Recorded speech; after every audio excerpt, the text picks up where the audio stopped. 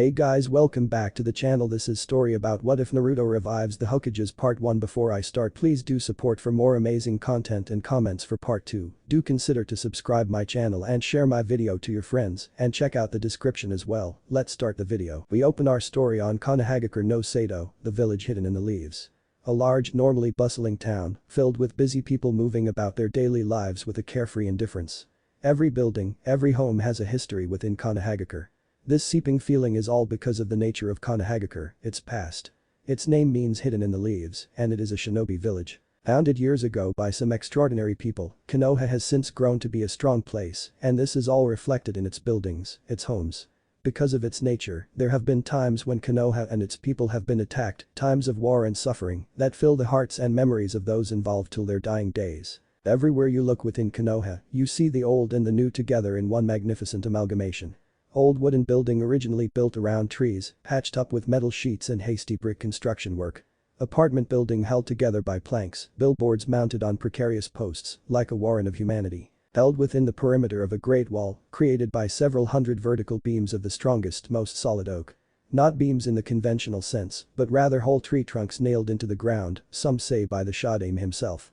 And to the rear of the village, a great mountain peninsula known as the Hokage Mountain, and carved into the foremost rock face is 4 faces. These faces are the faces of the Hokage of the Leaf, the 4 greatest shinobi that Konoha has ever seen since its found, the 4 shinobi who have led the village into prosperity. These natural features, combined with the strength of its shinobi, make Konohagakure no Sato one of the most well-protected hidden villages in the entire East continent, perhaps rivaled by Sunagakure or Kumagakure in its impregnability. Since its founding, Konoha has grown from strength to strength. It has one of the greatest known hospitals in the eastern continent, a shinobi academy unique to the Hai no Kuni, and a bustling marketplace. But today, as it has been so, there is a slight difference to Konoha. Something is out of the ordinary, and that something is silence. There is no sound whatsoever emanating from anywhere, nobody is going about their daily business, no one living their lives as they would usually. There is a reason for this unnatural silence.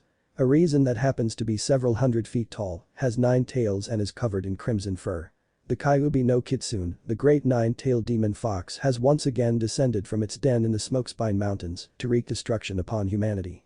This particular time, by some cruel twist of fate, the Kyuubi has chosen to advance on Konoha. It is said that the Kyuubi is the greatest of the Bijuu, the most powerful of its brethren.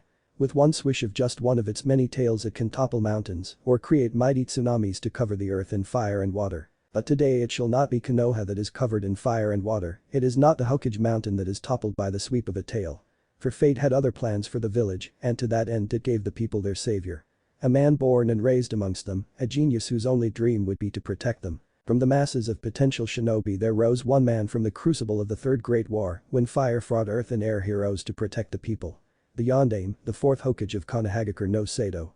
Faced against a demonic force of nature from the bowels of hell itself, he is once again going to do his duty and protect the people. Minato-san, it is time to join the others.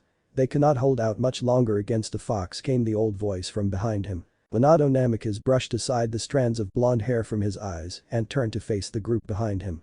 All of the preparations had been completed not too long beforehand, he had simply been using some stolen minutes to retie his hit IA and dust off his clothes.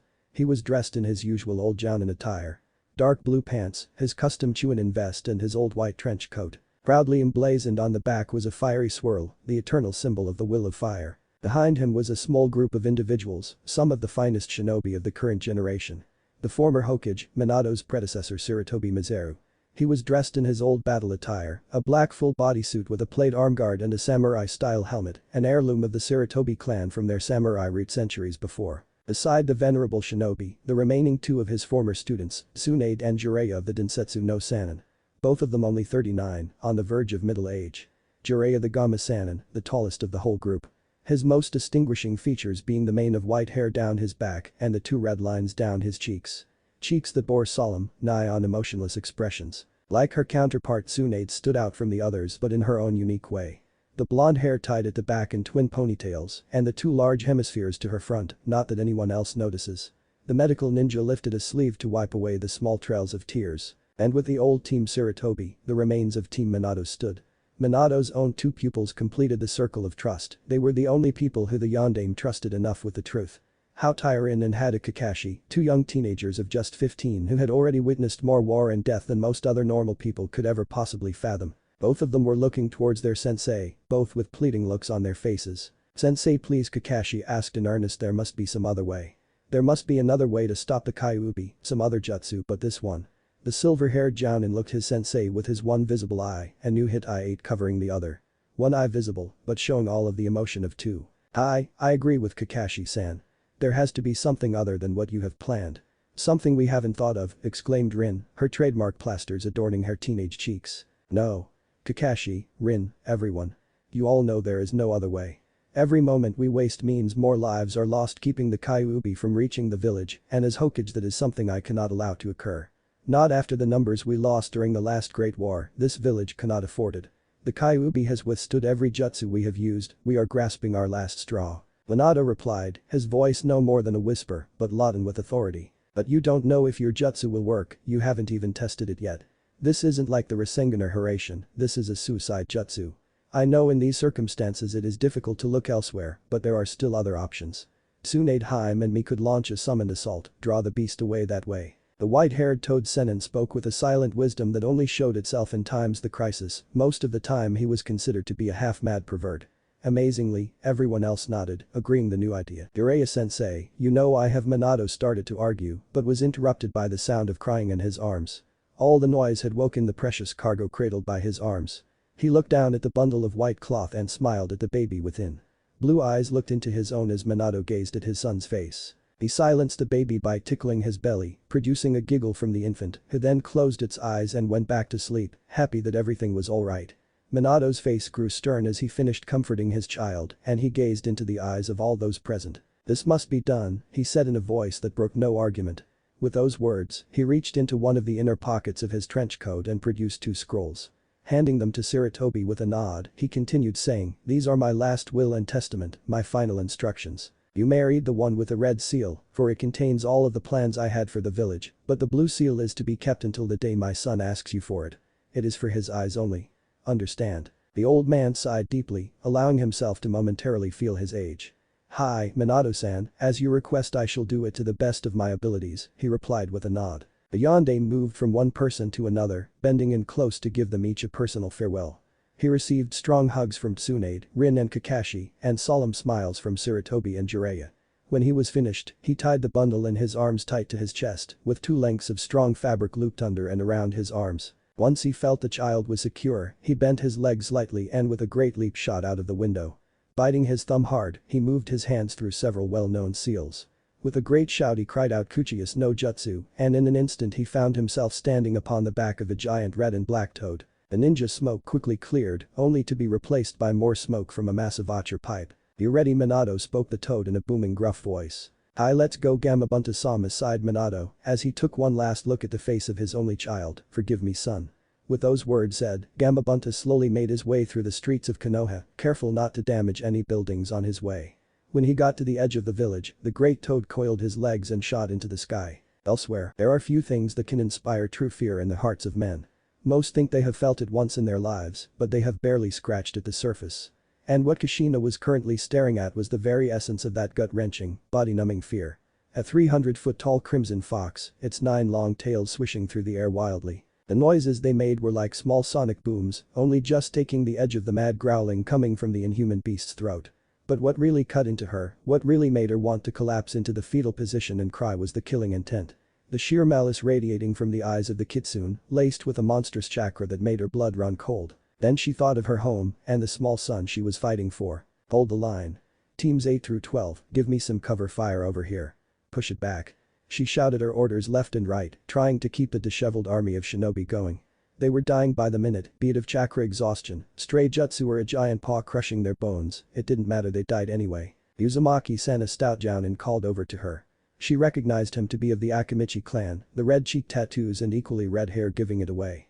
"We need the yondaime to speed his approach, we're losing ground." "I know, Chaoza, we just have to keep pushing," she replied, leaping into the air as a great tail swept by. She pushed as much chakra into her leg muscles to get the most boost, but try as she might, she and the stout shinobi got caught in the rushing wind caused by the tail's movement. They were flung into the air like rag dolls into a nearby copse of oak trees. Tauza was large enough to smash through the tree's limbs and hit the ground below, but Kushina hit the trunk with full devastating force. There was a terrific crunching sound, and the flash of pain from her chest and right leg told her she had broken a couple of ribs in her femur bone. Reacting quickly, she ran through some hand signs and activated a medical jutsu Tsunade had taught her to deal with any possible external or internal bleeding. It was rushed and she found it difficult to breathe properly, but she managed to stave off the worst of the wounds. Gritting her teeth against the pain, Kushina found herself moving albeit awkwardly. God damn it, Minato, where are you? She thought to herself, her mind racing with the fatigue and adrenaline. Then she felt a tingle down her back and a huge shadow passed over her head. But the thunderous crash, the great shape of Gamabunta landed in the forest crushing trees beneath his warty bulk. In a second he was leaping again, this time to gain ground to shoot great spheres of water at the kitsune. Suiton. Tepidama. He cried out, firing 7 of the projectiles at the fox. The Kyuubi turned to face the attack and took a deep inhaling breath. With a roar it blew out an intense gale of air and pure chakra. The watery cannonballs were disintegrated into a light spray of water on contact, which rained down upon the battlefield. But the fox's attention had been pulled away from the frantic shinobi beneath its feet and with bestial hatred, it gazed at the newcomer. It was another upstart human standing atop a giant toad. Snarling, the fox dug in its haunches and moved to attack. Gamabunta recognized the impeding assault and drew his massive tanto from its scabbard. I'll only be able to hold it off for so long, Minato, so hurry with those preparations. You've got 3 minutes, kid, he said gruffly, fixing his beady eyes on the marauding beast. In a flash the Kyuubi was upon him and the deadly dance began. Minato heard his friend and ally but was too busy to reply. Taking a large scroll from the pouch resting on his right cheek, he quickly rolled it out onto the warty moist skin of the toad beneath him. On the inside of the scroll was a complex series of lines and signs designed to form one half of the jutsu Minato intended to use, with an empty space in the center. But the written seal added to the Fuinjutsu, the focus of the soul imprisonment, would be diverted into the stomach of his young son and not his own. Minato took a small moment to apply a chakra-based magnetic effect to keep the scroll from falling off Gamabunta, who was already moving at great speed in his armed combat with the Kyuubi. Now or never, I pray this works, Minato thought as he carefully placed his child within the scroll's circle. With a look of determination he began to run through the seals of the Shiki Fujin. Meanwhile, from her vantage point further away from the action, Kushina watched with several other shinobi as the yondaime began his battle with the kitsune. Lying against a tree supported, in a reversal of roles, by Akimichi Chauza, the kunoichi could only barely follow the last movements of her husband. I hope whatever plan you've come up with works, Minato. Protect Konoha, protect our son, she thought, wiping a bead of blood from her chin. Gamabunta scowled at his opponent as he fended off swipe after swipe with his blade, whilst dodging whip-like attacks from the 9 coiling tails. Gotta pin him down so Minato can pull out his soul, he thought, and in a flash of toad brilliance came up with an idea. He waited for the fox to launch another right hook and with a quick flick he shot out his long pierced tongue to ensnare the furry limb. Fighting the urge to gag on the bloody fur, he moved with his tanto and with all his amphibian might drove the blade straight down through the paw and into the ground below. There was a crash as the attack rocked the forest and the fell beast roared for the first time that night in pain and not anger. Capitalizing on the brief advantage, Gamabunta wrapped both limbs around the weapon's grip and leant with all of his weight to keep the impaled limb and by extension the Kyuubi pinned. He did not escape from this maneuver without injury as the angry kitsune lashed out with its free paw and scored a great bloody slash down the left side of the toad's face. Damn, that'll leave a scar, he grumbled before shouting out, now kid. Do it now. Having a few seconds ago completed the series of signs, Minato took the hint and prepared to seal the fates of 3 souls in a single final blow. He looked behind and saw the grim image of the Shinigami he had summoned and for a moment he felt a strange sense of amazement as the being lifted its left arm up. As the beads rolled into place and the strange markings appeared on the limb, the god of death pushed its arm into the ephemeral faceless image of Minato suspended before it. The yondaime felt a strange feeling in his abdomen and knew it was his time to act. Calling forth the power of the Shinigami with every fiber of his being, Minato pushed from within. The ghostly blue arm of pure spiritual energy shot out from his stomach like a blazing firework, extending far beyond any natural length to reach its target. The struggling fox could only stare in surprise as the limb shot forwards, beyond the mortal barriers of flesh and bone to grab its very soul. Crying out with the effort, Minato mentally began to pull with his willpower, using the death god's strength and the fox's surprise to their full benefit. The Kyuubi tried to struggle, but for all its might and raw power, it found itself, for once in its long existence, to be wanting. It could only howl to the heavens as its foul-tainted soul was pulled from its form. As the last of the soul left its fleshy case, the crimson body of the Kyuubi no Kitsune, the harbinger of nature's demonic fury, toppled over with an almighty crash into the wasted forest around it. The surrounding shinobi gave a great cheer, their leader had vanquished the monster. But they were only half right. As the Shinigami removed the dagger from its hungry drooling mouth in preparation to sever the souls of the Kyuubi and its summoner, it paused. Something new was occurring. It had been summoned in different ways before my mortals, and always the price was their souls for its service, but this one was doing something different. Minato was moving as hastily as he could, forming a new set of seals, as his body began to go numb. He struck his right hand down onto the seals of the scroll and cried out Fuin. The ink glowed a shining blue, and the captured soul of the Kyuubi began to move in a new direction. Like water being drawn down a plug hole, the soul spiraled around and around down into its new target, the navel of the infant lying in the scroll's center. The child cried in distress, and the air around it hummed with power, and the Kyuubi's soul entered his tiny body via the belly button. The soul swirled until all of it was drawn into the navel, and with a strange popping sound the jutsu ended, and the beast was sealed. Minato sighed as his calculations proved correct, and a Shisho Fuin with complementary Haki no Fuin Shiki formed on the stomach of his son. The Shinigami scowled and ground its teeth in annoyance. The mortal had altered the technique at the last moment to divert the stolen soul into the newborn, and since the infant did not perform the summoning, he could not claim its soul for sustenance. Nor could he now claim the summoning mortal's soul either, since their contract stipulated two souls, those of the summoner and the target. Well, technically it could devour the upstart, but its immortal mind was already remembering its other commitments, and so the death god decided to depart. The ephemeral effigy of Minato drifted away as the Shinigami departed and rejoined with its host body. Minato felt life return to his limbs as the deathly numbness washed away, only to replaced by a different sense of fatigue. Since the technique was a final resort, it used a tremendous amount of physical and spiritual energy, and so Minato could barely move his body at all. He only had the strength to pick up his son and hold him tight to his chest before falling backwards onto Gamabunta's back. The great toad boss was faring almost as badly, with the final attack of the fox causing him greater pain than he believed it would. Unable to help himself, he felt the links binding him to Minato's plane of existence unravel, and before he could warn the man he disappeared in a mighty poof of smoke. Minato felt the sudden lack of substance beneath his body and recognized instantly the feeling of freefall as he hurtled downwards towards the ground hundreds of meters below him. He put all of his failing energy into holding his son tight and keeping the child protected.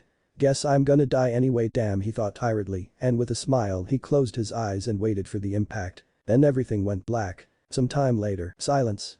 There was nothing but silence as Kakashi moved through the trees, hurriedly making his way through the undergrowth in the direction of the Kyuubi's corpse.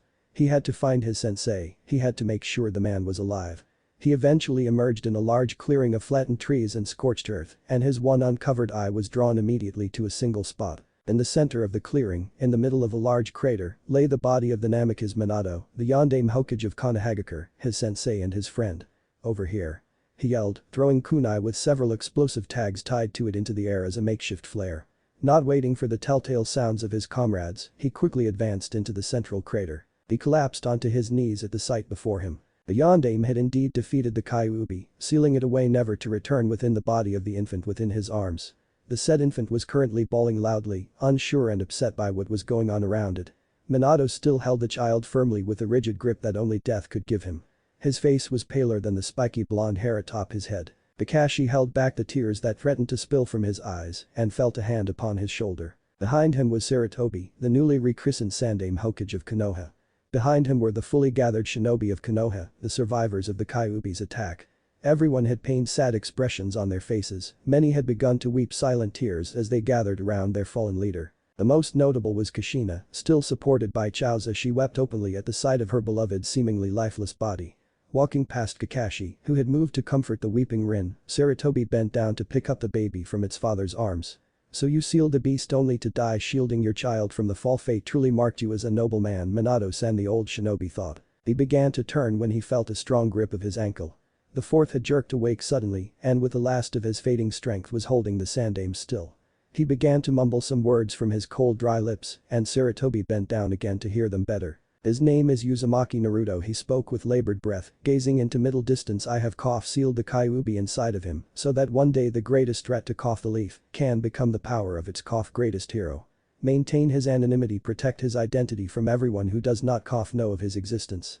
Do not hate Naruto, do not treat him badly. He is only a vessel for the Kyuubi, he is still human, still just an innocent boy. The fourth then tilted his head to look at his bawling son and in the faintest of whispers, his eyes framed by tears, spoke softly, in you my son, I have placed everything I know. Grow up strong, protect the village as I have done. Take up my legacy and become a great leader. Cough, cough, I love you my. And with that, Namikaze Minato, the greatest leader Konoha had seen since the Shodaime founded it with his brother, the Nidaime, died. One shinobi looked at the bundle and asked Hokage-sama, who is that child? Sarutobi looked at Kushina, who weakly nodded in agreement to what he was about to say. The Sandaime also looked at Kakashi, Rin, Jiraiya and Tsunade, the other 4 individuals who knew of Naruto's heritage, and he received similar motions. He is an orphan baby, chosen by the Yondaime to serve as the prison of the Kyuubi no Kitsune.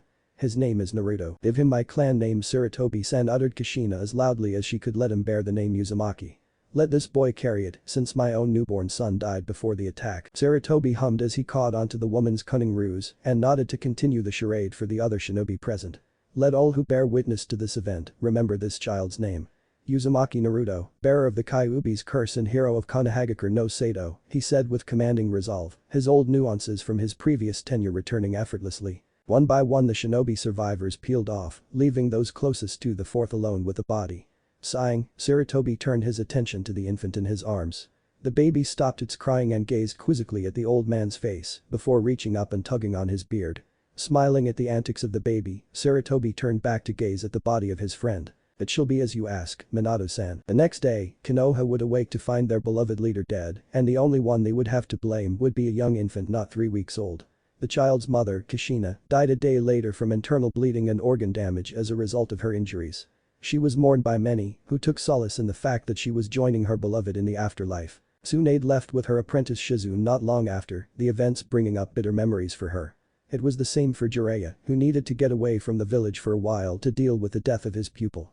Only Kakashi, Rin and Sarutobi remained to watch the infant, who to maintain the illusion was placed into the care of the village orphanage. The spiteful villagers would never see the boy as the hero his father intended, only as the demon that took the lives of their loved ones, their friends. And so the story of Uzumaki Naruto began, for better or for worse. Konohagakure no Sado, the village hidden in the leaves. A large peaceful place hidden within a vast forest in Hai no Kuni, backed by a large mountain that overlooks it and surrounded by an impenetrable wall of wood and stone. Like most shinobi villages over the years, Konoha has evolved its own unique aesthetic style. Its buildings are an eclectic mix of traditional Eastern manners housing clans and wealthy families and contemporary apartments and building for the poorer population. It appears as a jumbled mess of oddly designed architecture built quite literally into mighty trees around them. Pipes burst from the walls like metal serpents, supplying water among other things to the more modern places, where metal and stone fuse together into a patchwork style. Through Konoha there are rivers, small but varied in size, that meander through the streets, and on the outskirts where inhabited dwellings are thin, many large training grounds exist for the village's military forces to train. I say military because Konohagakure no Sado is a military outpost, a shinobi village supplying elite warriors to the daimyo and all of the feudal lords of Hai no Kuni for protection, military support and other services. What's more, Konohagakure is ranked as one of the 5 great ninja villages. Its shinobi forces are feared by all but its allies for their skill. It is one of the villages that has an officially recognized Kage, unlike some other the smaller villages that claim to have a leader bearing such a title. A Kage is a mighty fighter who stands equal with the rulers of the country where their village is based. They oversee the actions of the village and are the leaders of their respective shinobi society. In Konohagakure these noble people have the honor of having their faces carved into the sacred mountain overlooking the village as a silent memorial to their very existence. At the time when our story begins there are 4 faces carved into the mountain, those of the Shodaime, the Nidaime, the Sandaime and finally the Yondaime. When the village was under the protection and security of the Yondaime Hokage one Namikaze Minato, tragedy struck. Konoha was attacked by the Kyuubi no Kitsune, the 9-tailed demon fox of myth that comes and goes like a natural disaster. The brave shinobi of Konoha fought and died to stall the Bijuu's approach of the village, buying their leader precious time to prepare one of his many ninjutsu masterpieces. In a bold move the Yondaime sacrificed himself to seal away the beast within the body of an infant, saving the village and the world from an evil ages-old menace. He left the retired Sandaime, Sarutobi Mizaru to take care of the village and restore it to peace. And he did, through experience and wisdom, he rebuilt Konohagakure into an edifice of strength the Yondaime and his predecessors would have been proud of, surpassing the effects of his previous influence during his previous tenure as Hokage. The man in question was currently sat in his office, thinking to himself as he smoked his old pipe. He had just finished negotiations with the daimyo of the Land of Fire for a slight increase in funding for the Ninja Academy, who had been getting more and more students as of late. This got him thinking to the students currently attending, those in the graduating classes who would soon be fully fledged shinobi in the next few weeks. A particularly interesting punch, with many promising young members of Konoha's shinobi clans amongst them. The elite Hyuga, the stoic Aburam, the wild Inyazuka, 3 names amongst several that had sent their latest generation for training as their parents had been sent, and each of these youngsters was poised to begin their own epic journeys through life. This in turn brought his mind to one person in particular, a very special young boy with blonde hair and bright aquamarine eyes, and a very tragic incident 12 years ago. Swiveling in his seat from looking at the window to the office interior, Sarutobi swept his view over the assembled portraits of his forebears and senseis, the first 2 Hokages. They had taught him many important lessons, and he was glad to have known them as well as he did. His gaze lingered momentarily on his own younger-looking image, causing a chuckle to emerge from his now aged exterior. He eventually settled on the picture of his short-lived successor and good friend, the Yondaime Hokage. Sarutobi's brows knitted in thought as he took a deep breath of tobacco, blowing the smoke from his mouth in a slow exhale. Minato-san, I have tried to fulfill your wishes. The village has been restored and the plans you originally drew up are starting to come into motion. But there are some things even your will cannot accomplish. You wanted him to be seen as a hero, but instead they see only the monster he contains. Sarutobi turned back to face the window, gazing out into the village. I wonder how he is doing, he muttered, his eyes inexorably being drawn to the Hokage mountain. By the looks of it just fine, he thought with a chuckle. Now if only I can finish that scroll painting. Elsewhere, Naruto was having the time of his life. After 2 months of scrimping and saving his money, his latest prank had finally reached fruition. Now all eyes were on him, they were recognizing his existence. Of course it was recognition followed by disdain and some really foul language, but still they were noticing his accomplishment sort of. These were the moments that Naruto had come to live for since he began his hobby of pranks. The thrill that came from a good prank, having people look at him with annoyance, and he hoped admiration, other than pure hatred. They would shout at him words no child should really have to hear, and he would simply shout back, "You're just jealous because you guys don't have the guts to stir things up." This was his latest and greatest prank yet, painting graffiti on the faces of the Hokage. Vivid spirals and lines adorned the stone visages of the village's greatest, some were made to look they were crying or had nosebleeds, and he loved it. It was perfectly harmless, the paint easily came off when scrubbed with cold water, and he made sure of that. Permanent pranks meant permanent punishments, a small motto he had created to hold himself back from genuine anarchy. Just a finishing touch on the 4th nosebleed and he would be done. Then his danger radar went into overdrive and he heard an ominous booming voice. "Naruto. Get down here and back to class." "Crap, it's Iruka-sensei, now I'm really gonna get it." Ah well, it was fun while it lasted, he thought to himself, hanging his head in defeat. Ninja Academy. Iruka Yamino was a young man in his early 20s. He had tanned skin, brown hair and a large horizontal scar running across his face over his nose. A shinobi of the Chunin rank, he was a qualified instructor at the renowned Konoha Shinobi Academy and a man feared by the student population for his hard disciplinary tactics. A prime example of such harsh discipline would be the young boy in front of him, swearing and shouting and struggling in vain. Naruto was his most prominent truant, always escaping from the classroom to perform Kami knows what trickery. But luckily the crafty youth was tied up tight with strong rope in a special knot reserved only for him, since he had previously displayed an uncanny knack for escape. Honestly, if the kid could only put as much energy into his studies as he did his pranks, he'd be a grade A genius. Oh well, time to engage discipline mode.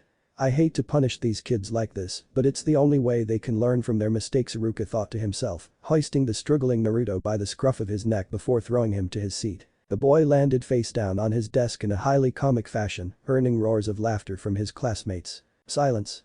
Iruka shouted with his patented authoritative voice number 5, causing instant silence to descend like a calming blanket. "Okay class, because a certain someone missed today's lesson, you shall now review the Henge no Jutsu." There was a small uproar of moans and complaints, but they were silenced by a quick and loud cough. "I'll call out your name in no particular order, and one by one you shall come down and transform into an exact image of me. Okay, first up is Haruno Sakura." A young pink-haired girl walked to the front of the class. Her hair is long, past her shoulders and tied up with a red ribbon. She pauses briefly to look and blush at a stoic raven-haired boy sitting by the nearby window. With slow deliberate steps she moved towards the front of the class, trying to appear as ladylike and appalli8ng as she could, like she was walking a catwalk and not a flight of steps. When she got to the front of the class, her attention once again focused on a very specific spot. She quickly shouted "Watch the Sasuke-kun" in the boy's general direction, before putting her hands into a seal and calling out Henge no Jutsu. With a studious determination. There is a poof of smoke and in her place is a perfect copy of Iruka. Another poof of smoke and a jumping Sakura is seen. "Did you see Sasuke? Did you?" she cried before running back to her seat. The boy just looks aside, oozing arrogance so thick it was palpable. Uchiha Sasuke sounded Iruka's voice. The boy in question stood up and slowly walked to the front of the class, his body language screaming this isn't worth my time. With little or no effort whatsoever, he lazily put his hands together in the standard seal and drawled Henge no Jutsu, and a poof of smoke later revealed another perfect Iruka copy. A second poof of smoke showed the boy with his hands in his pockets, clearly not bothered at all by the task. And so the names were called out one by one, each student coming to the front of the class and performing a perfect transformation. Uzumaki Naruto. Naruto, who by now had managed to cut himself free with a concealed kunai knife, huffed in irritation and walked to the front of the class. A smile flicked across his face as an idea formed in his head.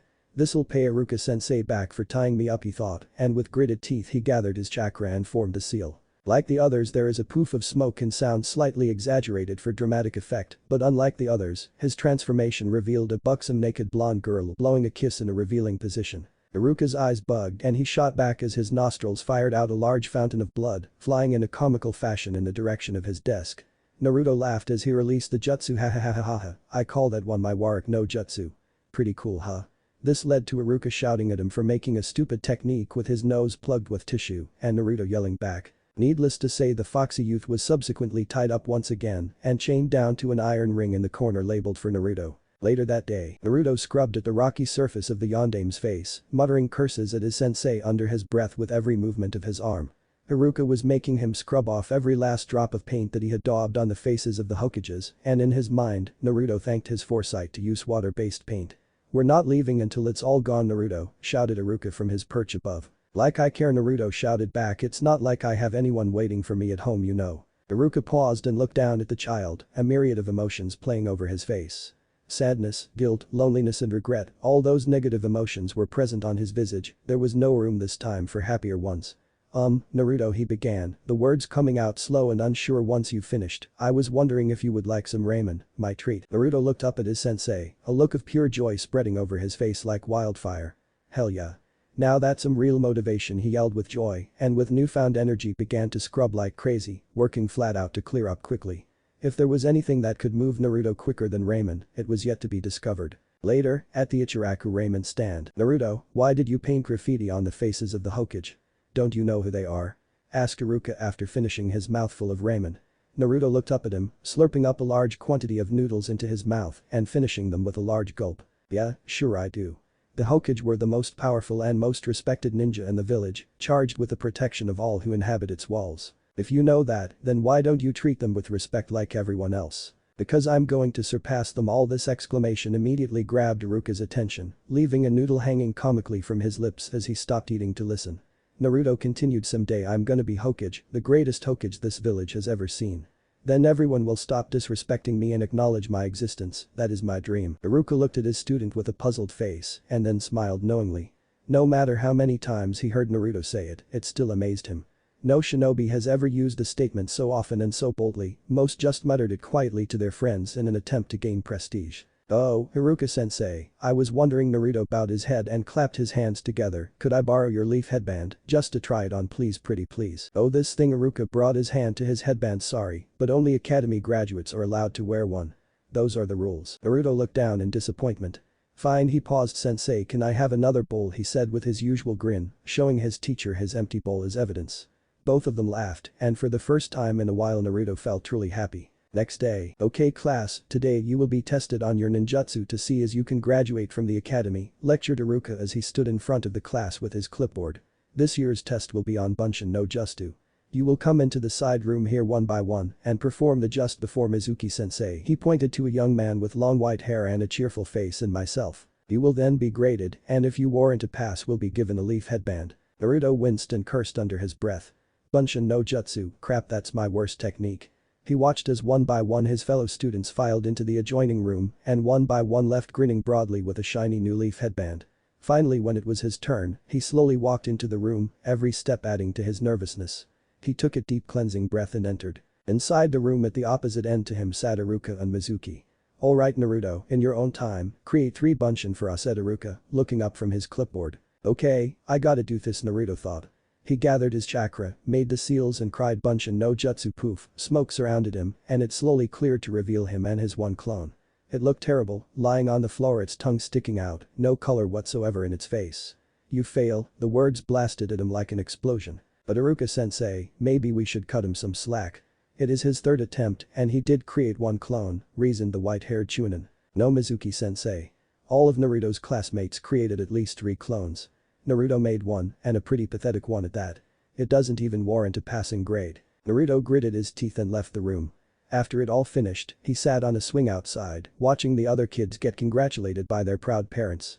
Good job, I'm so proud of you, you're getting your favorite meal tonight, the words of praise echoed hauntingly across to the sad blonde child. 2 women turned and looked at him, disgust evident on their faces. Look over there, isn't that the… Yeah, he's the only one who didn't pass. Imagine if something like him became a ninja. SSSSHHHH, we're not supposed to talk about that, you know the rules. Later, Naruto walked slowly in the direction of Ichiraku Ramen. He needed cheering up, and old man Tucci had just the right type of ramen for curing the blues. He heard footsteps behind him, and turning to see who was following him saw the face of his teacher. Mizuki-sensei. Naruto, come with me, I want to talk to you about something. Naruto followed the man, wondering what it might be that he wants to talk about. He's never wanted to talk to me before ever, he thought.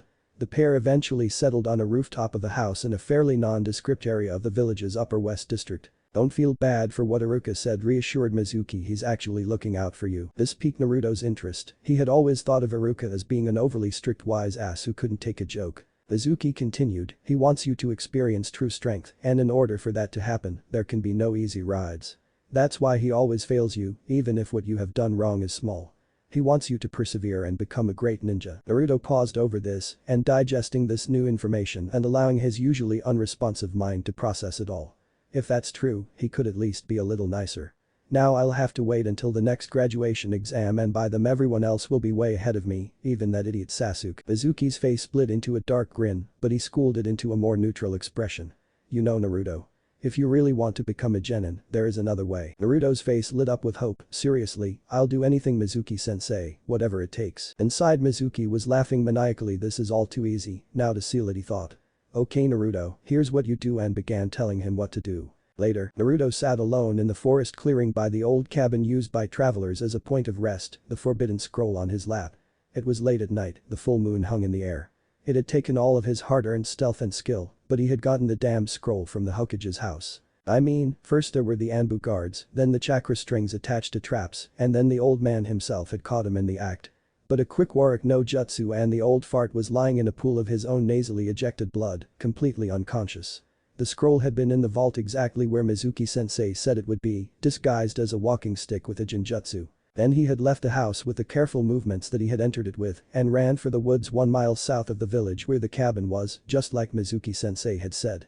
It was starting to creep him out just how much Mizuki-sensei knew about the Sandame's home and the forest, but for the meantime he let the worry leave his mind. He was just too excited to care. Now, let's see what's so special about this scroll, he muttered as he undid the ties holding the scroll and partially unrolled it. As he scanned the scroll's contents, his heart rate steadily grew faster and faster. Every jutsu on the scroll were super powerful ultra cool ones, the names alone forced him to reread them, just to be sure he saw right. Wow, with these jutsu I'll be able to beat Sasuke for sure, and Iruka-sensei will have to pass me. But everyone's gonna be looking for me with Iruka-sensei, which means I only have time to learn one before he shows up to grade me on the test. Which one? They're all so cool if a little bit dangerous. Copy them for later, whispered an ethereal voice. It was like a wisp of smoke or a gust of wind, sharp and clear but fleeting. Naruto's head shot up and he looked frantically left and right, searching the surrounding trees for the source of the voice. Write them down. Copy them for later, you can learn them then, whispered the voice again. Naruto was seriously freaked out by this occurrence, but not being one to turn down some good advice, even if they are from a creepy smoke wind voice that he cannot see yet hear clearly. Taking out a pen and a spare blank scroll, the basic tools of a genius prankster, because you never know when inspiration may strike, he unrolled the scroll further and began to copy down the name, synopsis and steps towards learning the techniques. On closer inspection, he noticed that there was more to the scroll than just cool ninjutsu that could kill an enemy at 30 paces. There were instructions on the finer points of genjutsu, detailing how the illusions can be made more realistic and thus more effective. There were a selection of taijutsu styles and physical technique deemed too extreme to be taught traditionally. Each style featured its history and teachings, with a basic kata and instructions on how to safely perform them. There were also a series of maneuvers that the scroll deemed to be highly useful in hand-to-hand combat, such as unbreakable joint locks and holds.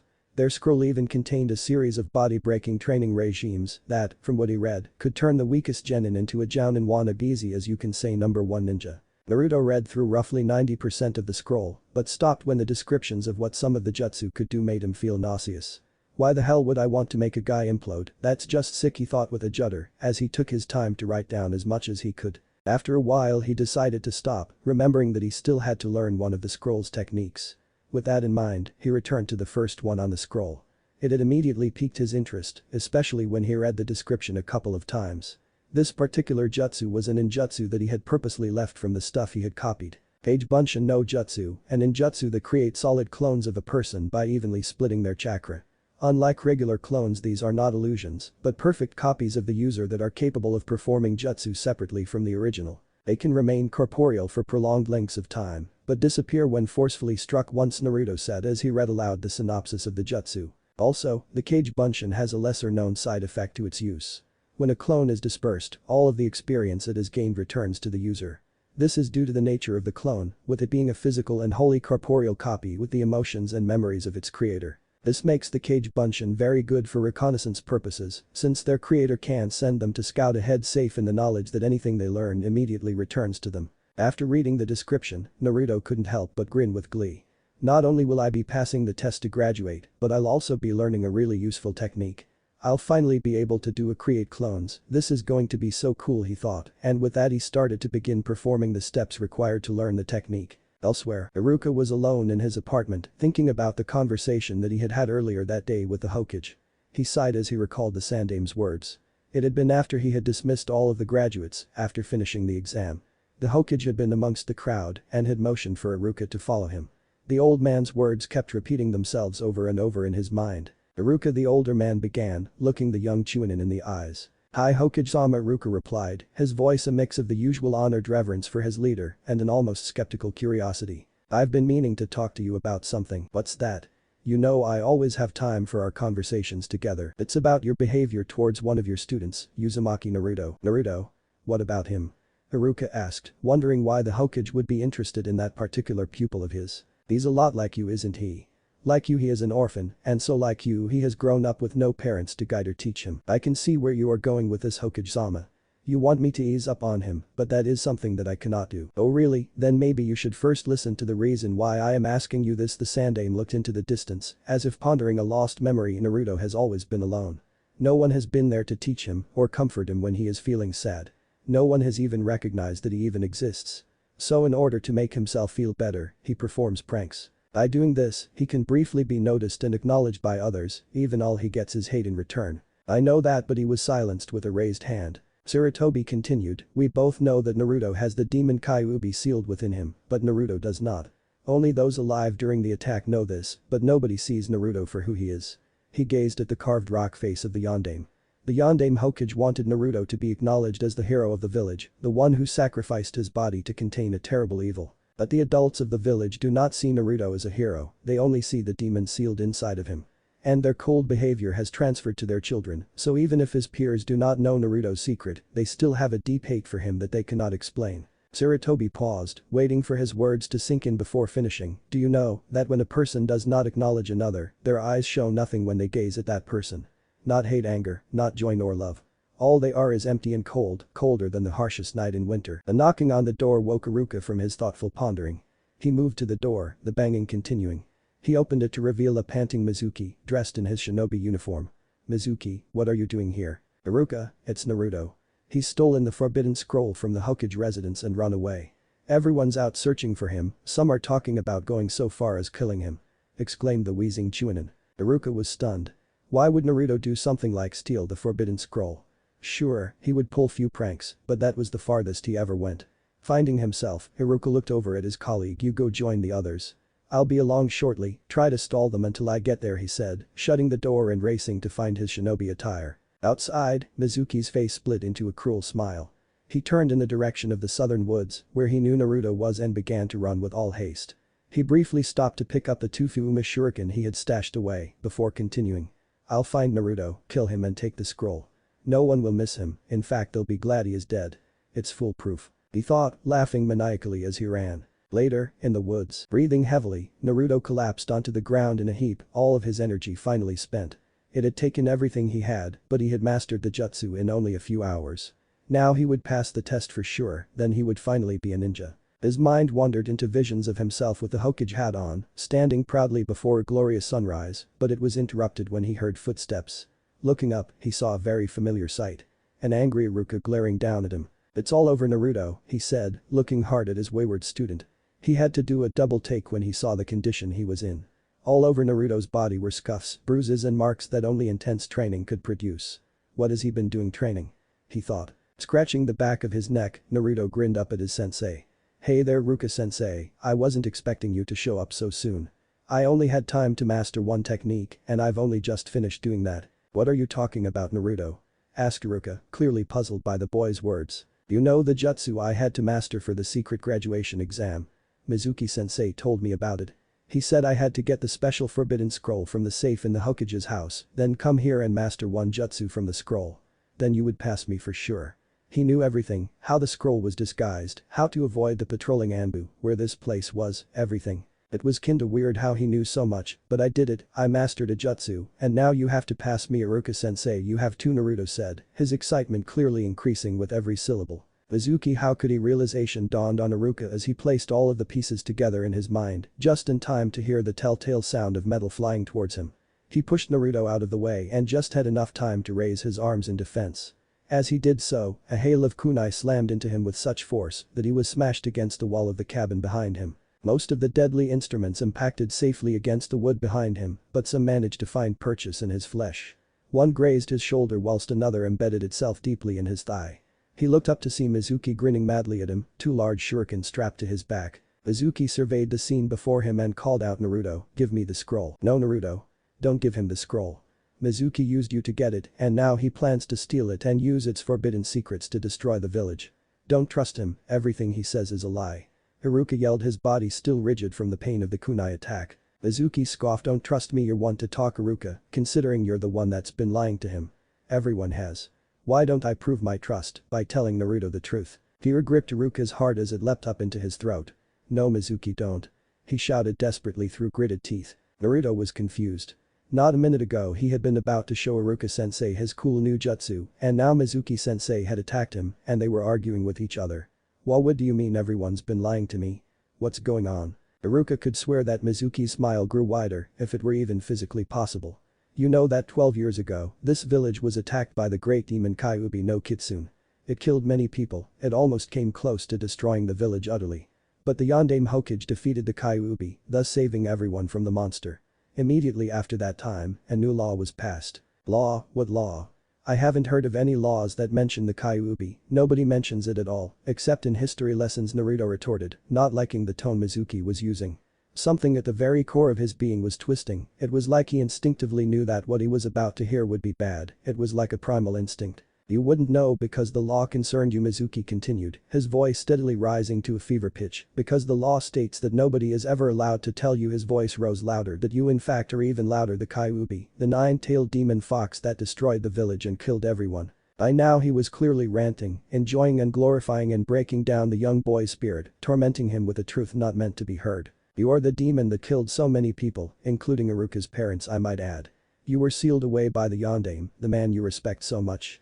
That's why everyone hates you, that's why Iruka hates you. He may pretend to be your friend, but I'll wager that he's just toying with you, trying to win your trust so he can kill you himself." But those words said, Mizuki reached behind himself and unclipped one of the few Uma shuriken he had been carrying. "Now die, demon. Return to the hell that spawned you." He cried out, throwing the shuriken with the insane strength only madmen have. The shuriken whipped through the arc, spinning so fast it was almost a blur. But Naruto didn't see it. All he saw were a myriad of flashing images in his head as the truth Mizuki just told him speared through his heart, his mind, his entire being, rocking him to the core of his soul. Being thrown out of the orphanage at the age of 4, with only the clothes on his back for warmth. "Stay away from my child, demon," a mother screamed, shielding her son from the monster before her. "Get lost, you filthy demon brat," a drunken man shouted, throwing a bottle at a scared 8-year-old Naruto. Naruto, 5 years old, being taken by the kind old man Hokage to his new apartment after he was found foraging for food in the trash. Standing by the swings watching parents quickly take their children home, leaving him all alone in a suddenly empty park. crying himself to sleep at night, hoping the nasty people won't try to burn down his home again. Being failed for the third time on the graduation exams and watching parents congratulate their smiling children. Throughout this series of flashbacks, Naruto could feel a buzzing sensation build up in his head. It was like an insect at first, but slowly built into a terrible pulsing pain.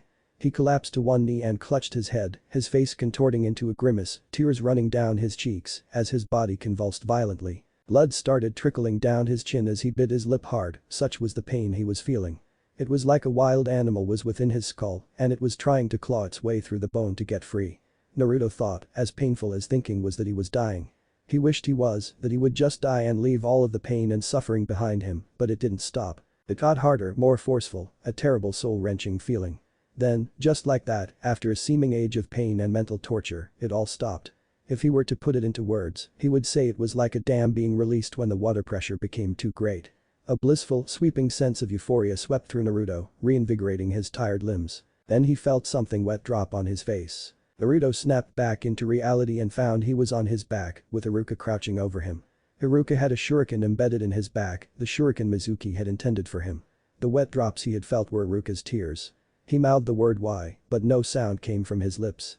He was too shocked to speak. "You've always been alone, haven't you, Naruto? You've never had anyone be there for you, to congratulate you when you succeed or pick you up when you fail," said Iruka, all his pent-up emotion boiling to the surface, tears flowing in small lines down his face. "For so like you and I too have always been alone.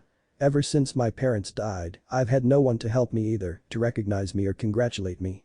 Like you, I became the class clown, doing anything to be noticed, just to be seen and acknowledged in any way. My grades declined, life was always so hard, so painful." He paused as his memories played in front of his eyes. "I see now that it was wrong of me to always put you down, even if it was with good intentions. I wanted you to achieve your goals by yourself, to become strong. To learn from your mistakes and be the best shinobi you ever could be. Naruto, I'm sorry." Hearing that broke through any barrier Naruto could erect around his already battered heart, and he broke down. Turning quickly, the forbidden scroll in his hands, he ran into the forest as fast as he could. Iruka watched a young boy disappear into the undergrowth. "Naruto, come back," he cried in desperation. "Don't bother," drawled Mizuki, "like you were talking to a naughty child. The Kyuubi is just like me, it'll do anything for power. He'll use the scroll and take revenge on the village for all the mistreatment it suffered." You saw the look in his eyes. Those are the eyes of a demon, and he threw his head back, laughing out loud like a madman. "Now, if you don't mind, I have a scroll to collect and a demon to kill." He turned and looked Iruka in the eyes. "Then I'll be back for you, Iruka. Don't go anywhere," he added before leaping into the trees. His manic laughter echoed through the woods long after he had left. Elsewhere, Mizuki raced through the trees as fast as he could push himself, cloaked in the henge no jutsu as Iruka. If he could just get close enough to the brat, then killing him and taking the scroll would be child's play. But he just needed to find the crafty beast. Snarling, he scanned left and right until a figure caught his eye. There, it was Naruto jumping through the trees on all fours. "I have you now, demon," he thought gleefully. "Naruto, give me the scroll. I can take it away from here, away from Mizuki," he called out to the boy, the jutsu changing his voice to match Iruka's tone perfectly. Naruto looked at him and then in a sudden movement slammed bodily into Mizuki's gut. Feeling the wind force itself from his lungs, Mizuki fell backwards onto the ground beneath, the henge dropping immediately. "How did you know I wasn't Iruka?" he rasped, breathing heavily as he regained his composure. Naruto slumped against a nearby tree and in a poof of smoke the answer was revealed. "Because I am Iruka, you traitor," the newly revealed Iruka said with a gloating smile. Mizuki's eyes bulged with anger. How dare that amateur show him up like that? He was always stealing his glory, even during their days at the academy as children. Back then it had always been Iruka this and Iruka that, everyone feeling sorry for the poor orphan with his scar and little doe eyes. "Why do you protect that demonic brat? He's going to kill everyone with the power of the scroll. Can't you see that I am the hero? I'll be the one to save everyone." As the adults were talking, Naruto leant against a tree close to the pair and listened, his heart thumping at a million beats a second. He kept his breathing as quiet as possible to avoid detection.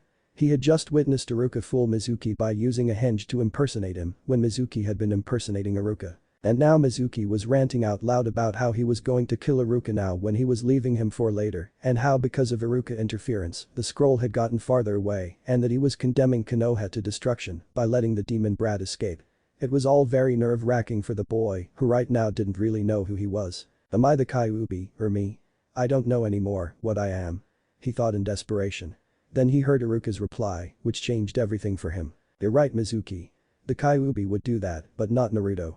Naruto is everything the Kyuubi is not." He is kind, honest and hardworking.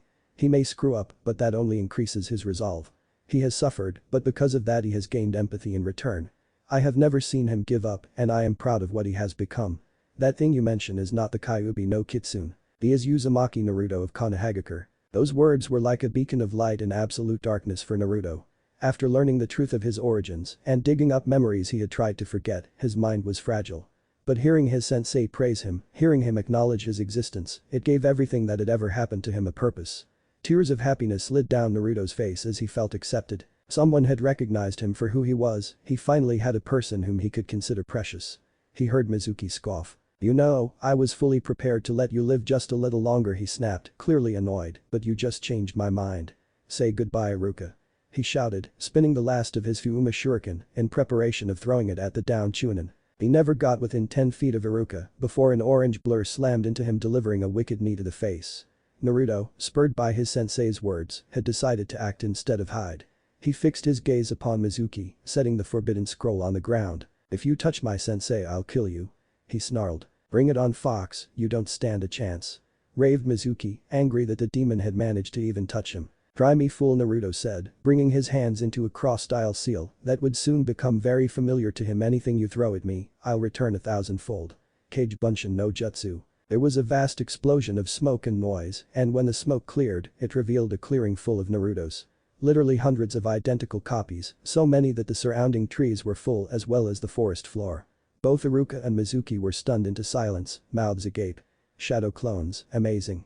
Those aren't illusions, but real physical copies. Naruto has learned, in the space of a few hours, a Jounin-level technique. A sea of orange-clad grinning faces all looked at Mizuki, who was turning left and right in panic, trying to see a spot where there weren't Narutos.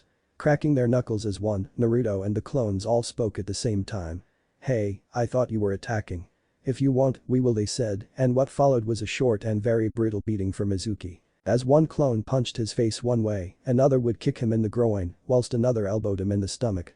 And so a pattern emerged of several hits leading to several hits, as the Chunin was quickly overwhelmed by sheer weight of numbers, and what was left at the end was nothing more than a jumbled pile of bruises and broken bones. The clones dispersed themselves from the exertion, and Naruto felt a strange dizziness overcome him for a moment. But it quickly passed, and he turned to his sensei and grinned his trademark foxy grin. Guess I went overboard, huh, sensei, he said sheepishly, rubbing the back of his head. Iruka smiled. Even after all he has learned, he is still the same Naruto, he thought, moving himself into a more upright position. Naruto, I want you to come over here and close your eyes for a second, okay? Naruto did as his sensei asked, even though he was puzzled as to why. He waited until he heard okay, you can open your eyes now, Naruto, before looking. He saw Iruka, except he was devoid of his forehead protector.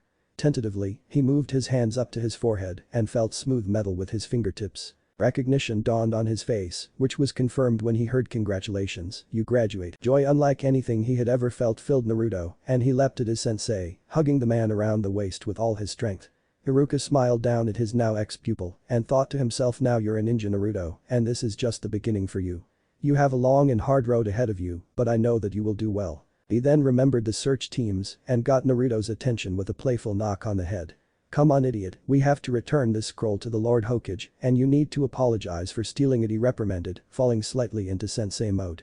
Naruto agreed and set off with his sensei and friend. Elsewhere, Sarutobi looked up from his clairvoyant crystal ball, smiling to himself. Naruto has learned of the fox and the seal remains strong, this is a good sign. I had hoped the circumstances might have been of my own design and far later on in his life, damn that fool Mizuki. Everything seems to be fine, but then there was that strange fit he seemed to have that came and went so suddenly. What could have caused that? Some form of latent mental trauma maybe.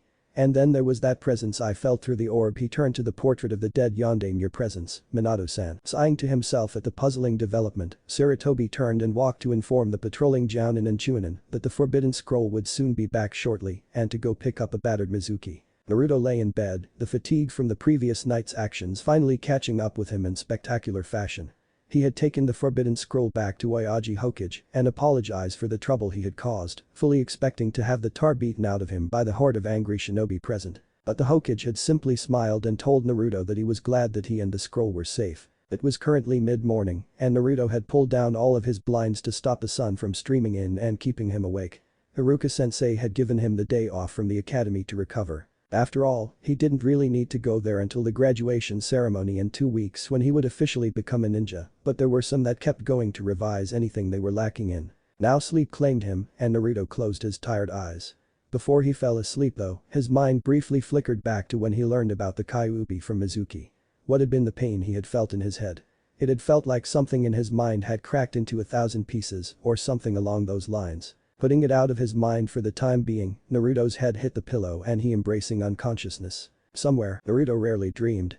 His sleep was more like a power nap in many respects, rejuvenating for the body and not much else. But when he did dream, it would be fantastic epic dreams, filled with glory and raiment and him in a Hokage hat, 6 times out of 10. But this was different. In his dream he was falling headlong through darkness and shadow for a seeming eternity. Moving his head as he fell, Naruto noticed a small patch amidst the dark. The patch grew larger and larger until he identified it as some form of ground, before realizing how quickly he happened to be moving towards said ground. Despite a massive amount of flailing of limbs and swimming through air, Naruto quickly slammed into the soft earth with a comic thudding sound in a painful reunion with terra firma. He sat up and shook his head to disperse the raiment balls flying around him. When his eyes focused, Naruto was shocked to find that he was not awake in his room, as was customary with dreams when you are the recipient of a shock or fall. Rather, he was sitting in a large field of grass somewhere in the middle of a vast forest. Everywhere he looked, his surroundings had a strange grayish hue, like a ghostly after effect. "Hey, I know this place, it's what the hell is up with my voice?" he shouted aloud. As if to match his strange surroundings, Naruto's voice had developed a disjointed echo, as if he were standing in a cave. After waiting a few minutes, Naruto called out again. "Hello, anyone out there?" But the echo remained. "You're here earlier than I expected," a ghostly voice rang out across the open space. Now Naruto was official in way out there freaking weird mode. First he winds up in a weird grey place that's strangely familiar to him, then he gets this spooky talking after effect, and now he was hearing a voice from nowhere. What's more, it was a voice that he recognized. "That's the voice from the woods, the one that told me to copy the jutsu from the Forbidden Scroll," he thought. "Hey, who's out there?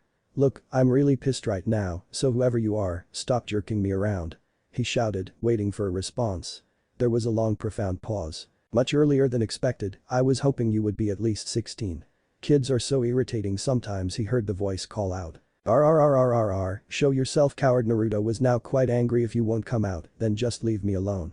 I don't know where the hell I am, and the last thing I need is some nut job that gets off stalking kids with his creepy ghost voice." Fine, then have it your way. Man, I see what sensei used to mean when he said I was a pain in the ass. Here's the genetic proof. Turn around, kid, so I can look at you better." Naruto whipped around to face the voice, suddenly so close when it had been so far away. What he saw was an image straight out of shinobi legend. Drilled into them at the academy and carved into the very bedrock of the village. He wore the garb of a Konoha shinobi, black loose-fitting clothes with a green flak vest covering the torso. But what separated him from a usual shinobi were the following trademark features. Over the ordinary shinobi attire was a long white trench coat with an upturned collar that framed a famous face. With shocking blue eyes and a mess of spiky blonde hair, Naruto recognized immediately the man who saved Konoha from the Kyuubi no Kitsune, the Yondaime Hokage. Naruto paled. You're the well, you should know my face at least, it is carved into the damn mountainside." He turned to the side and spoke under his breath, "Although they never did justice to me, would it have killed them to give me a smile, even a small one? Nope, instead I get to be stiff face number 4. But you're dead. You died saving Konoha from the weight. You're the bastard that put the fox inside of me, you son of a bitch. If you're here talking to me and you're not dead, I'll kill you, you bastard." Naruto screamed as he ran at the man, anger evident on his face. Thoughts spun through his mind at breakneck speed. "It's because of him that I was alone, it's because of him that I was hated, it's because of him," fueling the growing torrent of repressed emotions. The Yondaime saw the incoming attacks with crystal clarity, but decided to receive them nonetheless. The boy was right, he did owe him so much. So allowing himself to be beaten up by the kid would serve the purposes of starting the emotional healing and giving the kid time to vent. Sighing to himself, the former Hokage stood still as Naruto punched him square in the face and then as he hit him in the gut. To the boy's credit, the blows did knock the wind out of him, but the older man quickly recovered and kept his ramrod position as Naruto repeatedly beat his chest with all his strength. The blows eventually started getting softer and softer, sinking lower as Naruto slumped to his knees and beat against the man's stomach and thighs in vain. Best let him get this out of his system, he thought. He'll need a clear head. And I owe it to him, poor Kaioff, least that solves the question of whether or not we feel physical sensations in this place. His thoughts were interrupted when he heard the sound of crying, and he looked down at a sobbing young boy, still vainly hitting him, even though his anger and energy were spent. Naruto looked up at the man claiming to be the Yondaime. Why, he exclaimed during sobs, why did you choose me? Out of all the babies that were born, you had to choose me. I don't even have any parents to help me, I'm alone. I've always been hated because of this thing you put there, everyone staring like I don't even exist. And you knew this would happen, and still you did it anyway. The man flinched at the accusations. He had been expecting them, but that still didn't stop them from being any more painful to hear. Surprising the young boy, he drew him into a warm hug, holding Naruto whilst he cried into his chest. I'm sorry, son. I never expected them to treat you like they did. I should have anticipated the small-mindedness of the men when faced with things they do not understand. I always knew they saw only face value, and still I persisted. I was an idiot to think they would praise you as the hero you are. Naruto stiffened when he heard that word. What are you talking about? He asked, a hopeful wariness in his voice. The Yondaime smiled, come on, use that stunted brain of yours. You think it's coincidence that we both have this spiky blonde hair and these handsome blue eyes that all the chicks love. My title in life was Yondaime Hokage, the 4th elected leader of the shinobi of Konohakagure no Sado. But I also had another name, one known to many during my lifetime. What's that?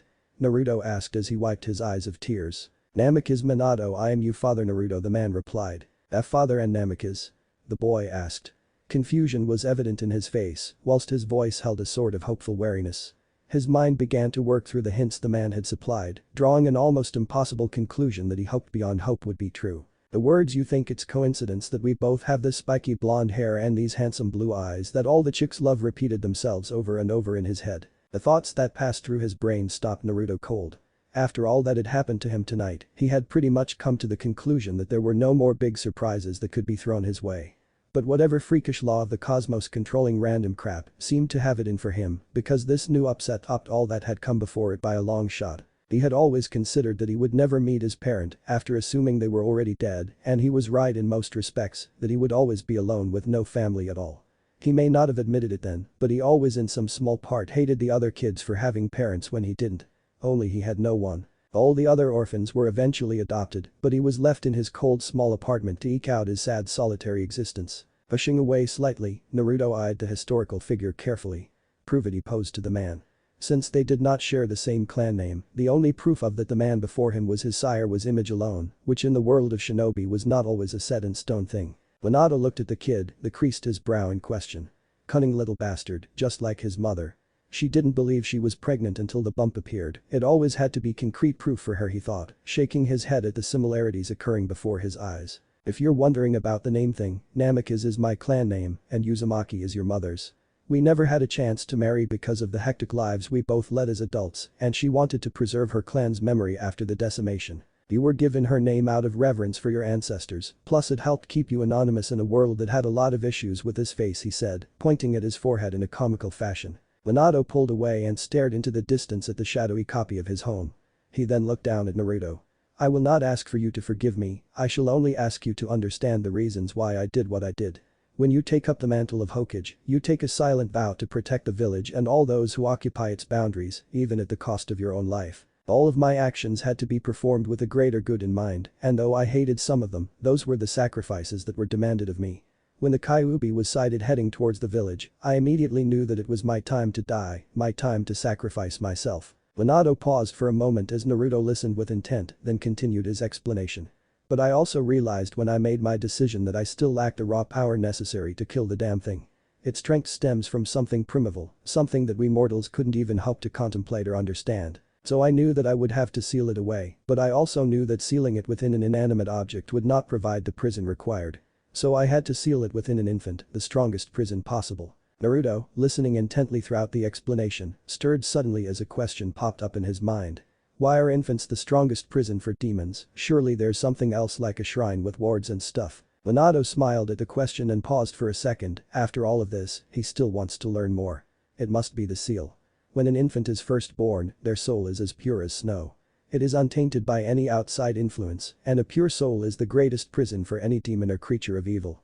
It is anathema to them. Oh, then why is a seal needed? The seal is the lock that holds the prison in place. It contains the demon and leans to the purity of the child's soul for strength. Even if the child grows up to be evil or misguided, the seal will not weaken as it was created at the time when the soul is strongest. What kind of seal locks the Biju in place is up to the one sealing it, but that is of no consequence. You have nothing to fear from the Kyuubi, Naruto, that seal on your navel will hold indefinitely. It may weaken, but it will never break. The fox can smash into it for an eternity, and all it will do is give itself a headache. A bead of sweat slipped down Naruto's brow as he gulped nervously. Well, that's good to know, I guess. But you still didn't answer my question. Why did you pick me when there were many other kids to choose from? The older man bit his lip and looked aside, choosing his words carefully.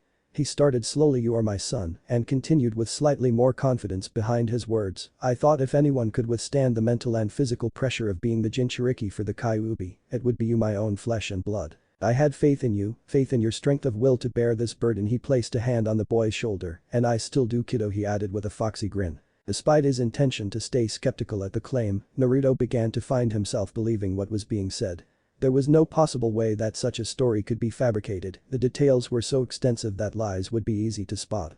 Could this man be his lost family, someone who shared his blood, and what's more, claim himself to be his father? From beyond the grave he had been granted a small precious gift by whatever kami watched over him in heaven. He felt a sudden overwhelming sense of happiness, like a vast weight had been lifted from his shoulder and broken into microscopic pieces. Not knowing what to do, Naruto just responded as any child would to a parent and hugged the man tight around the waist, tears streaming down his face once again. But these were not tears of anger or sadness, but tears of joy. So that's where I got that from, Naruto thought, looking at the grinning face. He couldn't help but feel reassured by it, it was a comforting smile. His face then took a look of sadness, staring hesitantly at the grass beneath his feet. Dad. I forgive you, I guess. The former Hokage looked at his heir with surprise, but quickly schooled his features into a warm smile. He was about to say something to break the ice, but was silenced when Naruto continued. I realize that it wasn't your fault, you made a choice from what little you had with only the best intentions in mind for me. And besides, it'd be stupid of me to push away the only family I have, even if you are a ghost or whatever. He ended with a weak smile, wiping away any unfallen tears still on his face. Smiling at his son, Minato gave the boy a playful shove and began to look him up and down with the analytical expertise of a trainer, his critical eye missing no detail whatsoever. Pacing around him, he mumbled under his breath, okay, let's have a look at you, Mahao, that's good, right, okay then. Well, you look like you turned out okay, all things considered. Your body's in pretty good shape, decent bone structure, and good muscle tone for a kid your age. Now, as to the reason why you are here. Recently, have you felt any sharp pain in your head, right at the back, like a killer headache, only worse? Naruto crossed his arms and assumed what could only be considered a position of deep thought, his face set in a deep frown. If it were possible, Minato swore he could hear the cogs turning the boy's head. Then Naruto's head perked up as he remembered. You mean that explosion in my head when that Baka Mizuki attacked Iruka-sensei and told me about the Kyuubi? That was pretty painful, it felt like I was dying or something. Minato blinked. Yeah. Could you tell me all of what happened? Don't leave anything out. Yeah, okay, so Naruto recited to his father the sequence of events that led up to their meeting from his failing the graduation exam. His talk with Mizuki, being told to steal the forbidden scroll and stealing said scroll, training in the Kage Bunshin, and then beating Mizuki. Minato listened patiently throughout the whole explanation, occasionally asking questions or for Naruto to repeat something. After he finished, Naruto watched his father patiently as the man muttered to himself, mulling over his son's explanation. He managed to pick up small words like seal or unknown and listened harder. Who would have thought that mental trauma could preempt the seal's activation? That never showed up once in any of my calculations, he said out loud, clearly troubled by the news. Old man, dad, pap or whatever you want me to call you, what seal are you talking about? The Kyuubi seal? Naruto asked. No, the seal in your head, the one that's broken prematurely, Minato replied, waving his arm in a shooing motion, as if stating an obvious fact. Wah. There's a seal in my damn head. Seriously, Naruto shouted in confusion, damn it, old man, what the hell did you do to me as a kid? Minato stopped and slowly turned to look at his son. The boy was wearing an angry accusing glare, with his arms crossed tapping one foot. He sighed and looked at the ground dejectedly. Even as a damn spirit I still think out loud. Will that habit ever leave me? Will it? He thought with a worried smile. Before I give you an explanation, why don't we go take a walk to find somewhere more suitable? He said calmly, clearly trying to put water over a very possible fire. Naruto huffed, you'd better. I want to know why I can see you, where I am and what the hell a seal is doing in my head. And followed his wayward father. Silence dominated the pair as they walked towards Konohagakure and passed through the great gates, which naturally were already completely open. They walked around for a while until, at Naruto's insistence, they stopped at the small inviting comfort of a certain raiment stand. Minato stopped outside and gazed nostalgically at the sign Ichiraku. Man, this place brings back memories, he said with a sigh. You went here, dad? Naruto asked. Minato grinned. Yeah, all the time. Ramen's my favorite food after all, he added with thumbs up. Naruto grinned as well. My dad is so cool. he thought happily. Anyone who liked ramen was a saint in Naruto's humble opinion. They went inside and sat down. Now if only I had some ramen, this would be perfect, Naruto thought to himself. Then, as if by magic, a steaming bowl of ramen seemed to form into existence from the grayish air. What the hell? He shouted, jumping back in surprise. He pointed at the newly formed, and oh so tempting, bowl of ramen. The smell caught his nostrils, and his expert ramen scanner went into overdrive. Miso with a hint of pork, he thought, and began to wolf down the bowl's contents at breakneck speed. It felt strange eating knowing your stomach wasn't really being filled, but dwelling on that fact made Naruto's head hurt, so he dismissed it. This world is your creation, whilst you're here your thoughts can manifest themselves in a quasi-corporeal state. So if you feel like eating, you can eat, Minato explained, looking down at his own newly formed bowl. Naruto looked up with a mouth full of ramen. Huh was the only muffled noise that came out of his mouth. Taking that as his cue, Minato began to lecture his son in the history and functions of the seal. Let me explain. I said before that there is a seal in your head.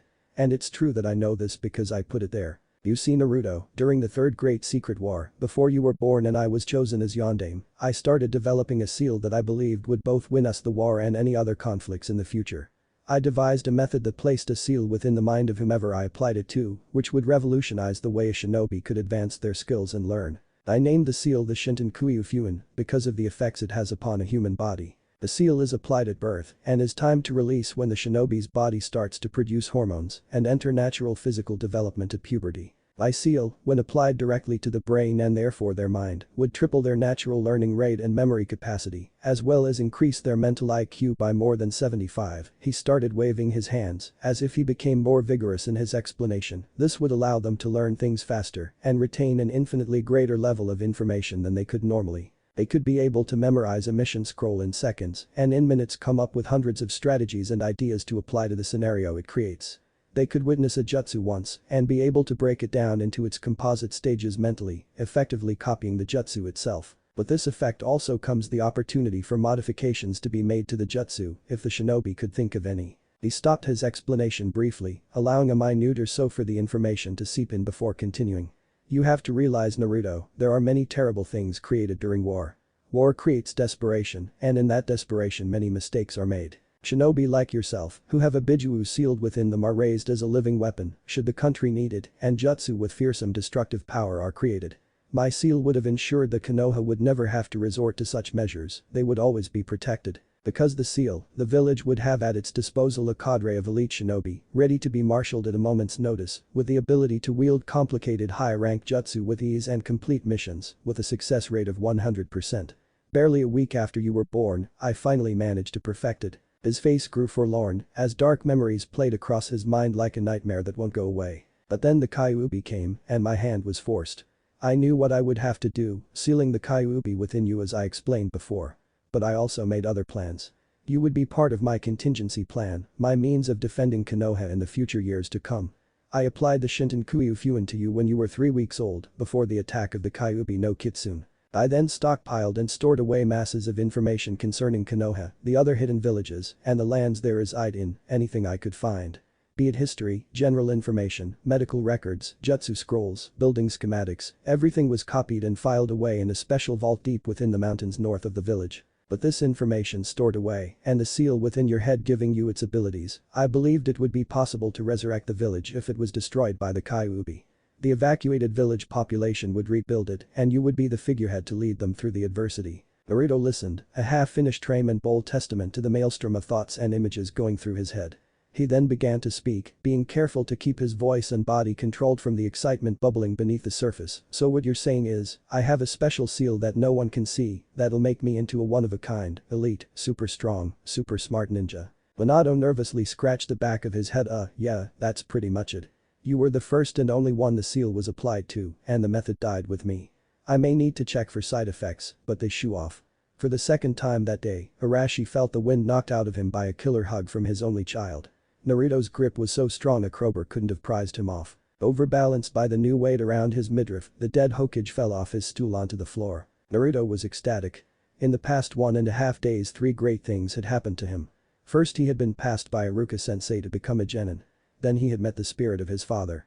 And now he had learned he alone possessed a special seal that would make him super smart. Now Hokage is gonna be a dead cert. For me, I'll be stronger than Sandaime Jiji and Dad put together, he thought happily. Thank you now all the best ninja into village in a very familiar spec message called did thank you words just seemed to speed from his mouth in a barrage with no cohesive thought behind them. Then Naruto stopped in mid-sentence as a question popped into his head. So what about this place, you haven't explained that yet. I didn't. Okay then, let's sit down. The dust is messing up my clothes and it's difficult to find a place to clean them in the spirit world, Minato joked. Now where to start? The world we are in is not the spirit world itself, but an extension of that plane of existence. I call this place the Shinzui Hashi, as that's what it is. When I was developing my Shiki Fujin, I hit upon an effect of signing a contract with a Shinigami. During my sleep, I was plagued by visions of the spirits of those long since dead. I knew that because one of them was my father, long may he rest. It reminds me, he said he wanted to see me about something. He scratched his head for a second. Doesn't matter. He continued, anyway, after consulting with the monks at the Temple of Fire, I found that through controlled meditation, I was able to control the visions. And when I added chakra to the process, I eventually landed on a method for creating an artificial dream world to provide a medium for my subconscious to interpret the visions visually. Through it, I could communicate with the spirits of the dead in the dream world whilst in a meditative trance. I called it the Shinzui Hashi, and that's where we are. We are communicating in this artificial world of your creating, which is why when you thought of ramen, a bowl formed in front of you. It was created by your subconscious. Wow, wait a sec. How can I make this place with my mind? I don't know how to do this jutsu, I was never taught it or anything. Once again my fault. After I applied the Shinten Kuyu Fuin, I used the same process of mind application to place the jutsu within your infant memory. The brief explanation is that I taught it to you as I was applying the seal. It took some work to perform both processes simultaneously, but I wasn't called a genius for nothing. This means that you can perform the jutsu like you have been doing so for years, which you kinda have. Was that the only jutsu you put in my head? Naruto asked hesitantly. Pretty much, there wasn't much time for anything else. What with this giant red fox on my doorstep at the time, Minato replied. Oh, Naruto said, trying to hide the slight disappointment in his voice. Seeing the disappointment on his son's face, Minato patted him on the shoulder. Come on, let's go somewhere else to talk more. I haven't seen you since you were 3 weeks old, so there's a lot of catching up to be done. Naruto laughed and followed his father once more through the streets of Shadow Konoha. They talked a little as they walked, Naruto telling Minato about his life, hobbies, important events and so on. Everything they had missed they were sharing freely, much easier after their discussion at the ramen stand. Minato in turn talked about his childhood, growing up, becoming a ninja. During these moments Naruto listened intently, eagerly absorbing anything he could on his family and heritage. He learned that the Namikazes had been a part of Konoha since its founding. He wasn't told how, his father would only mention that the clan's founder was very close to the Nigi brothers Hashirama and Yanagi, or to give them their full titles in history, the Shadame and Nidame Hokage. This amazed Naruto, he could have never dreamed that his clan could have been so important. But there was more. Minato continued as they walked past the hospital. Throughout the years, as the village fought in each of the great secret wars, our clan dwindled.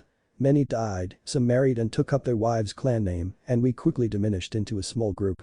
Clans like the Hyuga and the Uchiha rose to prominence, their Kekkei Genkai ensuring their power during the conflicts. True, the Namikas were elite in most senses, we even had a district in the northeast quarter of the village all to ourselves during the heydays of the clan. But by the time I was born, there were 3 families left. Mine, my uncles and my aunts, but she married a Hyuga branch member after Uncle Nagar died from illness. So, am I the last of the Namikaze bloodline still alive? Naruto inquired the sad history of his clan, darkening his previously happy mood. Pretty much. You're the last of both the Uzumaki and Namikaze clans, though last I heard your mother's aunt was still alive and kicking. Seriously? What part of the village does she live in? Why haven't I seen her about? Why wasn't I told about her? Security reasons probably, Minato replied, a slight frown on his face. They really have kept him in the dark, haven't they, he thought. How can I put this? Your aunt doesn't live in Konoha. She doesn't even live in the Hono Kuni. As he spoke, they stopped walking, and Minato stared up at the Hokage memorial as he recalled the memory of his wife. They were in a small square that overlooked the stone faces of the Hokage. Minato leant against a railing. Your mother's clan the Uzumaki were born in a small country known as Uzumaki no Kuni, though that land is long since dead from events you're too young to learn about right now. Now where was I? Oh yeah, your mother's aunt. She married into a clan known as the Mateki, who reside in Kusakager, the shinobi village of Kusa no Kuni. I first met your mother during an alliance mission to Uzumaki no Kuni. It was a small country with no shinobi village to protect it from invaders, its only defense was an alliance made up of specific shinobi clans. The Uzumaki were one of those clans.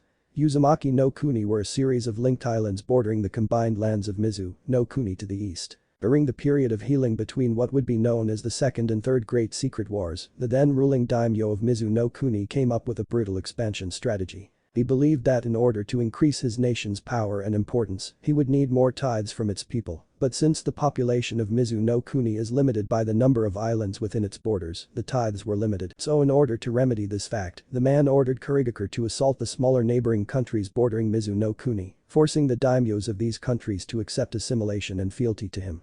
If they resisted, every man, woman and child would be killed and the lands burned to the ground and assimilated anyway. Uzumaki no Kuni was one of these island nations, and when Kurigakure forces invaded the daimyo of Uzumaki, no Kuni requested aid from Konoha to repel the invaders. Knowing that too many representatives of the village would endanger the tenuous relationship between Konohagakure and Kurigakure, 3 teams were sent including my own.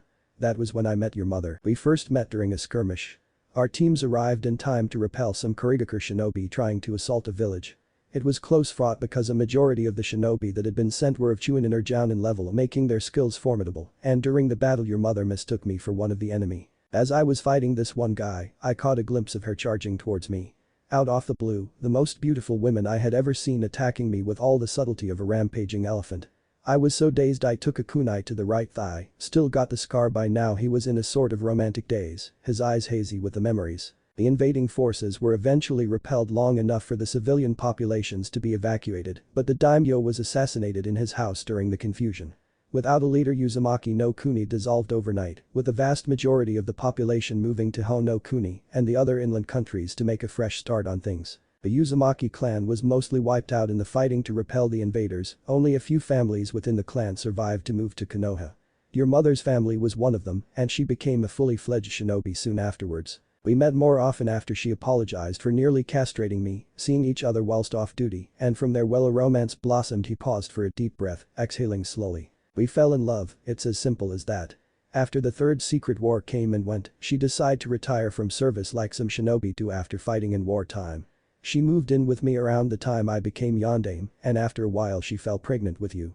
But a single tear trickled down his face. She died. She and many others gave their lives to stall the Kyuubi long enough for me to bring my plan of sealing it into fruition. Realizing the tears on his cheeks, Minato quickly wiped them from me. Naruto was crying also, and in his head he remarked on how often of late he seemed to be doing that. With a sudden force, Minato grabbed his son by the shoulders and twisted him so he looked into his eyes, speaking in a low forceful tone. Now you listen to me, Naruto, and listen well. Don't you ever, for 1 second, blame yourself for Kushina's death. It was the demon, and the demon alone. It is a separate entity to you. She died for your life, and the lives of every villager in Konoha. I lost both my wife and my own life that day, but we sacrificed ourselves to give you a fresh start, and we met each other on the other side, proud of the knowledge that you still existed. Granted, your treatment has been less than satisfactory, but that cannot be helped now. If you want to mull over some karma crap, then consider this. Your mother, my wife, lives through you. Her spirit, her essence flows through you, protecting you for the rest of your days. As does mine. Do you understand? Naruto just looked at his dad. Do you understand? Minato shouted. Naruto nodded, and the pair was silent for a while, just standing quietly gazing at the carved rock faces on the mountainside. It was Naruto that broke the silence. Dad, if I can see you in this place, this world. Can I see Mom? Minato smiled. It's not that simple. It's true that this plane is a means of bridging the gap between the land of the living and the land of the dead. But for them to come here, the spirits must both want to come here and have knowledge of this place's existence.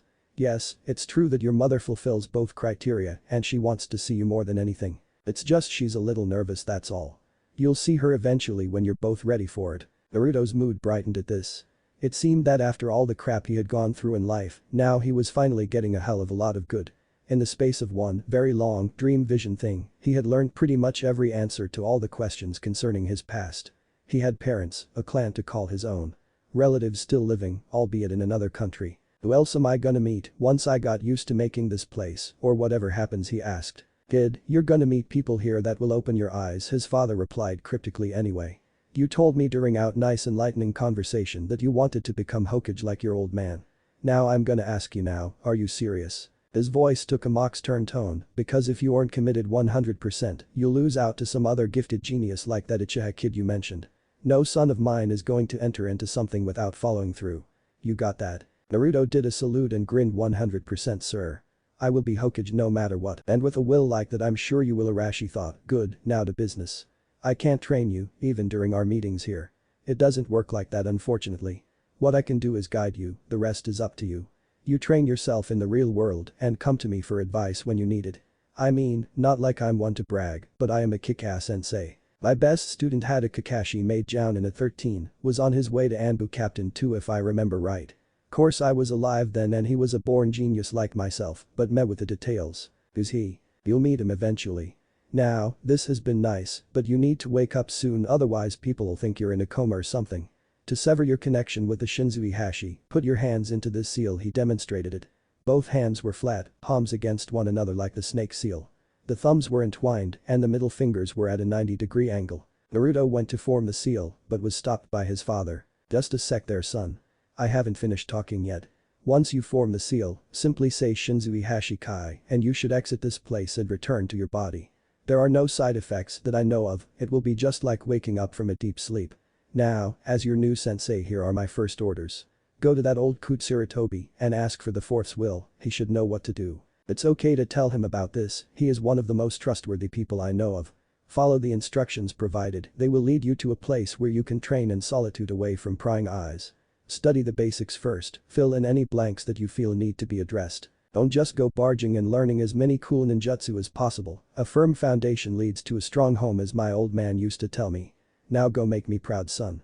He finished, giving his boy a quick hug. Naruto returned the hug, formed the seal he was shown and called out Shinzui Hashi Kai. For a second it seemed like nothing had happened. Then he felt a disjointed feeling, like a form of vertigo. Then, it was as if the ground gave way beneath his feet and his body seemed to disintegrate before his eyes. He fell through an endless blackness and as a bright light flooded his vision, he thought he saw a woman's face. She had long red-brown hair and startling blue eyes. She said his name, but then disappeared into the light. Naruto screamed for an age as the light took him. Real world. He woke with a scream and for a few minutes sat upright breathing heavily. What a weird dream, wait that wasn't a dream. That really was my dad and memories flooding his drowsy mind as the night's events replayed in his head. Naruto smiled to himself and as he thought of what he must do he couldn't help but utter look out world, there's a new Naruto now. Later. Okay kid, just stand still and don't pull any weird faces okay, said a gruff voice from beneath a camera cloth. Just take the damn picture will you, Naruto replied. It was the morning after his meeting with his dad and he was getting his picture taken for his official ninja records. He had been thinking about doing something artistic like a sneer with vivid face paint tattoos, but had settled for his trademark grin, slightly toned down to make him seem like a normal person. He was wearing his new forehead protector with pride, the polished metal glinting in the sun. The picture was taken, he paid the man for it and walked away in the direction of the Hokage building. He remembered the advice he had been given by Iruka-sensei after returning the forbidden scroll to the Hokage. Iruka walked with Naruto as they both returned home. Since his apartment was only a short ways from Naruto's, Iruka decided to walk the boy home and give him a small lecture on what was going to happen now he had graduated, as Naruto had missed being told it with the rest of the class due to the whole failing the exam thing. Naruto, now that you've graduated, you will have a period of 3 weeks away from the academy before you have to return to be assigned your Jounin sensei and be placed in 3-man squads. So I advise you in that time to get rest up, take things easy and prepare okay, he said, looking down at the tired but happy boy. Sure thing Iruka-sensei, that means I have 3 whole weeks to train with no distractions. Oh yeah, and you need to have your picture taken and fill in a form registering yourself as a shinobi of Konoha and hand it in at the Hokage building. Great, that means I'm gonna have to spend every bit of cash I have paying for a picture. Great, can my life get any worse? Oh yeah, I forgot. I has to be handed in by tomorrow or there will be an extra month's delay and you won't be a ninja until the forms are fully processed, the man added with a carefree smile. Wide. Grumbling to himself about the overcharged cost of the picture, Naruto went through what he had been told to do by his father. Okay, I need to take this into the Hokage building and ask old man Sandaime for the fourth will. Then I follow the instructions on the will and begin training or something like that, he thought to himself. There was something else that was worrying him.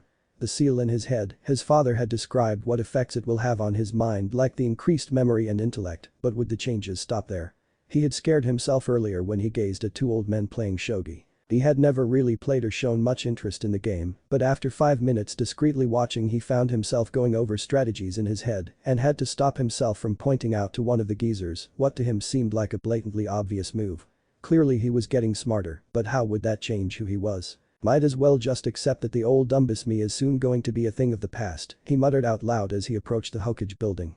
He entered and made his way to the room where the Sandaime currently was, as pointed out by an overly friendly Chunin. Man, that guy really was laying it on thick, guess he didn't want to show himself up by telling me to get lost, Naruto thought with a chuckle. People's behavior towards him tended to go down three directions. 1. They were either overly friendly to hide their hate for him. 2. They showed open vindictive behavior because they didn't care. And 3, which was an especially new kind of attitude, was that they accepted him for who he was and treated him with kindness. So far it was only Iruka-sensei, Old Man Sandaime, Tuchi-san and Aim-chan that treated him like a real person. And his dad, of course. He entered the room where the Hokage was with his Chunin helpers and handed in his registration form. "Hey old man Sarutobi, can I talk to you for a moment in private please?" he asked, indicating to the Chunin when he said private. "Of course Naruto. Kitetsu, Izumo, that will be all for today. If you could take the remaining paperwork and place it in my office I would be grateful. I can finish this all later," the old Hokage told his subordinates. The two men bowed slightly and left with their individual piles of paper.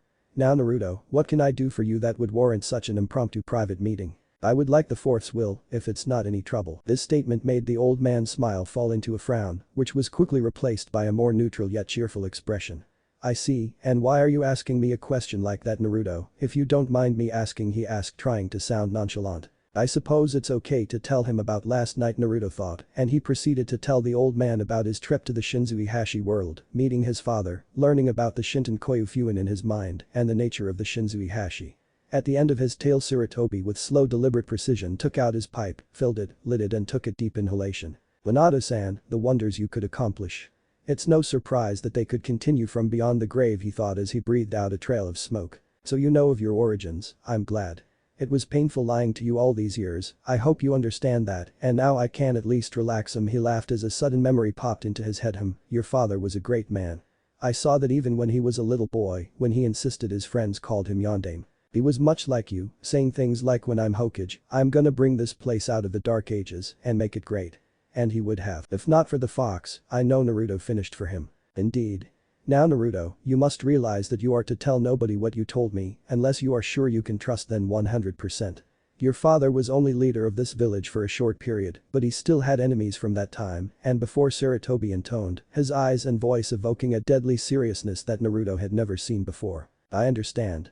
I also expect the same courtesy of you, I don't want the weirdos on the council learning new stuff about me. They hate me as it is, anything like this would just be fuel for the fire, Naruto replied nonchalantly. Very well. Now, if you'll follow me to my office we can look at." He motioned to the door, but was interrupted by the sound of thumping feet behind it. The door slid open to reveal a young boy. He was dressed in a t-shirt with a Konoha leaf, a skullcap that covered his head, but for a small tuft of spiky black hair sticking out of the top, and a long blue scarf wrapped several times around his neck. It was the same scarf that caused him to trip and fall spectacularly in front of the pair. He got up, dusted himself off and glared at Naruto and Sarutobi in equal measure. "Hey you, who do you think you are tripping me up like that?" He turned to the oldest of the two. "I've come to fight you old man." He shouted in his high-pitched child's voice, holding his one dulled shuriken in defiance. He was about to move when he found himself facing a very irate blonde-haired blue-eyed ninja hopeful. "Who do I think I am? Who do you think you are, you little idiot? You fell by yourself." "I'm not an idiot, you're an idiot, idiot," the boy shouted back. To say that Naruto was irritated would be putting it lightly. After all, Naruto is merely a healthy young boy on the verge of adolescence and all the things associated with it, such as hormones and the like. As such, he had a healthy temperament, like all healthy young boys. So when he is accused of doing something as stupid as trip a little kid up by said little kid, he naturally would be quite vexed. Especially when he was just about to follow the old man to receive what would be one of the most important scrolls in all of his life, and then having a little kid barge in and stop everything made his mood quickly sour. The pair glared at each other, sparks flying between them. Naruto was about to take a swing at the boy when he heard a voice. "Put him down. That is the Hokage-sama's grandson, treat him with respect." The voice originated from a tall man, wearing glasses and a dark full-body ninja outfit, his leaf headband tied bandana style on his head. Ugh, the Kyuubi brat Abisu thought I must get him away from the honorable grandson of the Hokage-sama. Naruto looked at boy in his hands, clearly contemplating his next actions carefully. Now he won't do it, just like all the others, thought the boy, smugness and sadness showing on his face. Naruto's next action shocked all in the room. With no hesitation, he dropped the boy to his feet and hit him hard on the head. Having gone through the pros and cons of the action in a split second, in Naruto's mind the risks were worth the gain. Risk upsetting a stuck-up Jounin and possibly old man Sarutobi, the latter who would most likely forgive him. Gain self-satisfaction from making an irritating kid shut up. No contest whatsoever. The kid rubbed his head and looked at Naruto with a mix of awe and fear. Well, he had just hit him after all, he's not like the others at all. He watched as the boy took a deep calming breath and asked his grandpa if they could continue with the business that had been interrupted. The old man nodded and motioned for Naruto to follow him, but by then he was already moving down the corridor as fast as his little legs would take him. That guy, I recognize him from somewhere. He's the one who's always pulling those awesome pranks. I'll wait till he's done with grandpa and then follow him to learn his secrets. Then I can beat the old man easy, he thought, laughing to himself. Meanwhile, a gaping Abisu watched as the demon child walked away with the honorable Hokage. How dare that creature fraternize with such a great man, I will have to find a way of separating him from Hokage-sama, lest havoc ensue. But only after I pin down the honorable grandson, he thought, before noticing a very brazen fact. He was alone. Looking from side to side, he scanned the room for any signs of the tricky young master, but as usual found none. A growl built up in his chest, and with a righteous howl of anger, Ibisu shouted to the heavens, "RRRRRRRRR, how can I keep losing him like this? Shut up, Ibisu, we're trying to work here," came several voices from down the hall. The man deflated and set about his seemingly never-ending task of hunting an untrained child. Elsewhere, as they entered the Hokage office, Naruto scanned the room and found his father's portrait hanging on the wall left of the Hokage building. His gaze then turned to Sarutobi, who approached the portrait of the yondaime and pulled it aside to reveal his safe. Along with the standard code locking mechanism and a keyhole, Naruto also noted that the safe had a mahi fuin as a further deterrent against would-be thieves. Sarutobi took out a key from his sleeve, inserted it into the keyhole and turned it. He then punched in the code on the locking mechanism and deactivated the mahi fuin. The safe door swung open, a small cloud of dust escaping into the air. Sarutobi removed the contents, 3 scrolls, and handed them to Naruto. One had an orange-colored seal, the second a blue seal, and the third a scarlet-colored seals. When your father decided on his plan to seal the Kyuubi, he gave me 2 scrolls. One was that orange one, which he had written for you to read when you asked for it. The second was a compilation of his plans for the village that I were to set into motion or continue when I regained my official status. That same scroll also included into it guidelines for setting up your inheritance. Sarutobi paused and pointed to something behind Naruto's head. The boy turned and gazed upon his father's official portrait. You see, Naruto, although your father's clan, your clan was small in size, they were incredibly wealthy. Whenever a member of the Namikaze clan died, all of their possessions and wealth were kept within the family to maintain the clan financially. And because so many of the Namikaze clan perished over the years, the wealth seemed to build and build through this archaic stockpiling tradition. Now that you are the last of that clan, centuries worth of possessions, money and memories have been passed down to you. Knowing full well that this might seem to be rather overwhelming, part of Minato-san's instructions were for me to seal away the vast majority of the funds, around 80%, into a special clan account. I wrote out the details of the whole affair and took the liberty of listing every item individually so you would not have to. It's all written down on that scarlet sealed scroll. He indicated to the scroll in question by Naruto's hand. To finalize the process, your father drew up a writ of inheritance for when you legally come of age and are considered a man in society. Summarized, it states that when you turn 16 you will inherit your clan's wealth in full, along with the deeds to your family estate and all items held therein. Anything else included under your family name will also be made available to you upon this time. You can visit the manor if you wish, but you are unable to legally live there just yet. It's a precautionary measure, I assure you, so as not to broadcast your full identity to the world. All the efforts have been made to keep your anonymity as airtight as possible. He motioned to the other scroll. The blue sealed scroll details what is available to you now. Another part of your father's instructions to me stated that I was to set up a savings account in your name to help you with any financial matters as you grew up. And before you ask, the reason you did not know of this was because I did not want you spending all of your family's money on raiment, he said with a smile, chuckling a little at the boy's reaction. Naruto stared, his face a blank slate. Then he grinned, chuckled, and broke out into full laughter all in the space of a minute. He and Sarutobi laughed together for a couple of minutes before Naruto wiped some tears from his eyes and sighed. Thanks for that, old man, I really needed that. But what about my mother's clan, what do I inherit from them? He asked, after calming his nerves and adopting a slightly more serious face. He waited as Sarutobi took out his pipe, a match and a small box of tobacco. The old man placed some of the leafy matter into the pipe and struck the match on the side of the handle. He took a couple of lungfuls of the burning narcotic and then faced the boy again. Thank you for waiting, it's just I always need to smoke whenever I talk about your mother, God rest her soul. No wonder my son is such a chain smoker. The last part was said under his smoky breath, but Naruto caught it. Your mother's family moved here some time ago, though they have all long since passed on. They were gifted on their arrival to Konohagakure with a house by your father, a modest place by the standards of some of the more noble clans of the village, but a palace for many. It is situated in the Namikaze estate, which itself is in the northeast area of the village. They did not have much in terms of wealth when they arrived, only their personal belongings. But don't worry, all of that is included under what is available to you now, since their house is fair nondescript. I thought it would be a suitable place for you to live until your inheritance clears. Then why did you stick me in that crappy apartment? Naruto asked, clearly bemused and irritated. He had lived in that run-down tiny place for years not knowing a thing, when he could have been living at his own mother's house safe in the knowledge that he actually came from somewhere. Once again, for your own anonymity. Also, it is dictated in your father's will that I was not to reveal anything until you yourself came to me for answers. I was doing what he asked, nothing more, Sarutobi replied, shaking his head and taking another puff. Well, I'm moving there now. Is everything really on there like you said, because I may go to the house and pick up a few things if that's okay with you? Naruto asked in earnest, trying to put on the innocent kid look he used to use when persuading Anbu to stop jazzing him. The old man smiled, of course, I wouldn't have it any other way. Naruto bowed in respect to the venerable elder and placed the scrolls carefully in his hip pouch. Anyway, thanks for everything but I gotta be going. I have 3 weeks till I meet my Jounin sensei and my new teammates, so I think a little training needs to be done to rectify the whole dead last thing I got going on.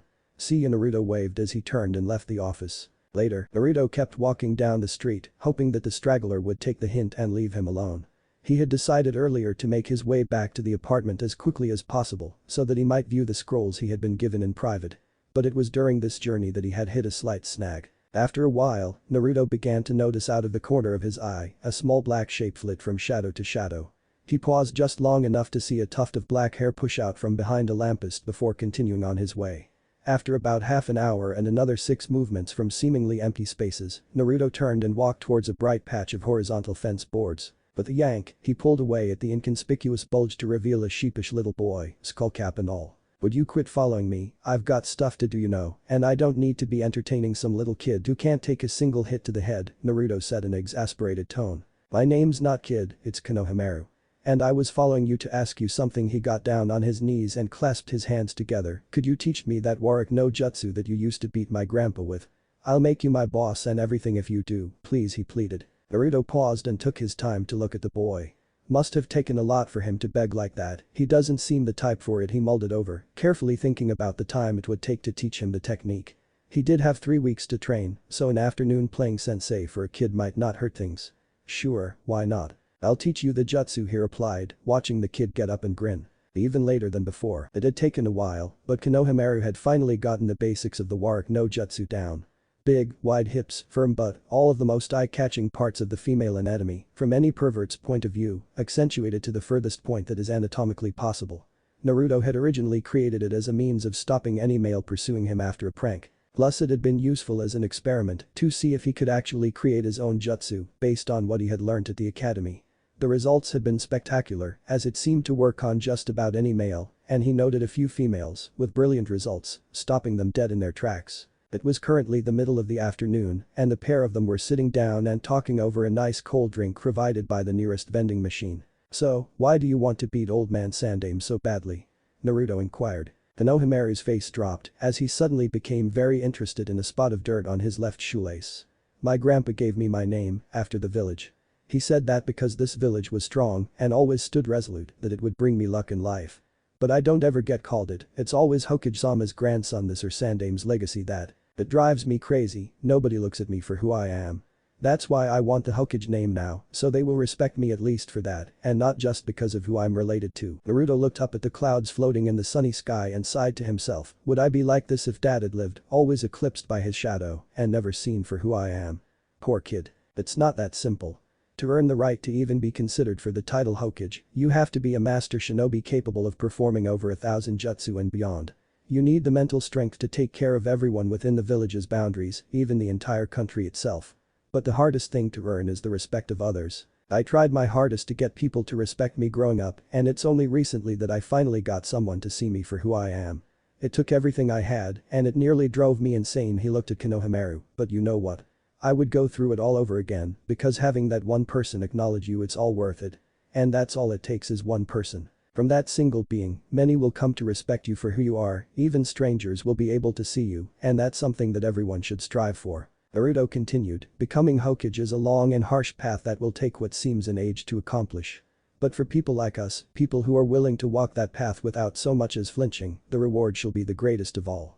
It is my dream to become the greatest Hokage this village had ever seen, and I will accomplish that no matter what. So if you want to have the Hokage title, he looked the boy straight in the eyes. You're gonna have to beat me first. Konohamaru stared in awe at the older boy, the words he had heard striking deep.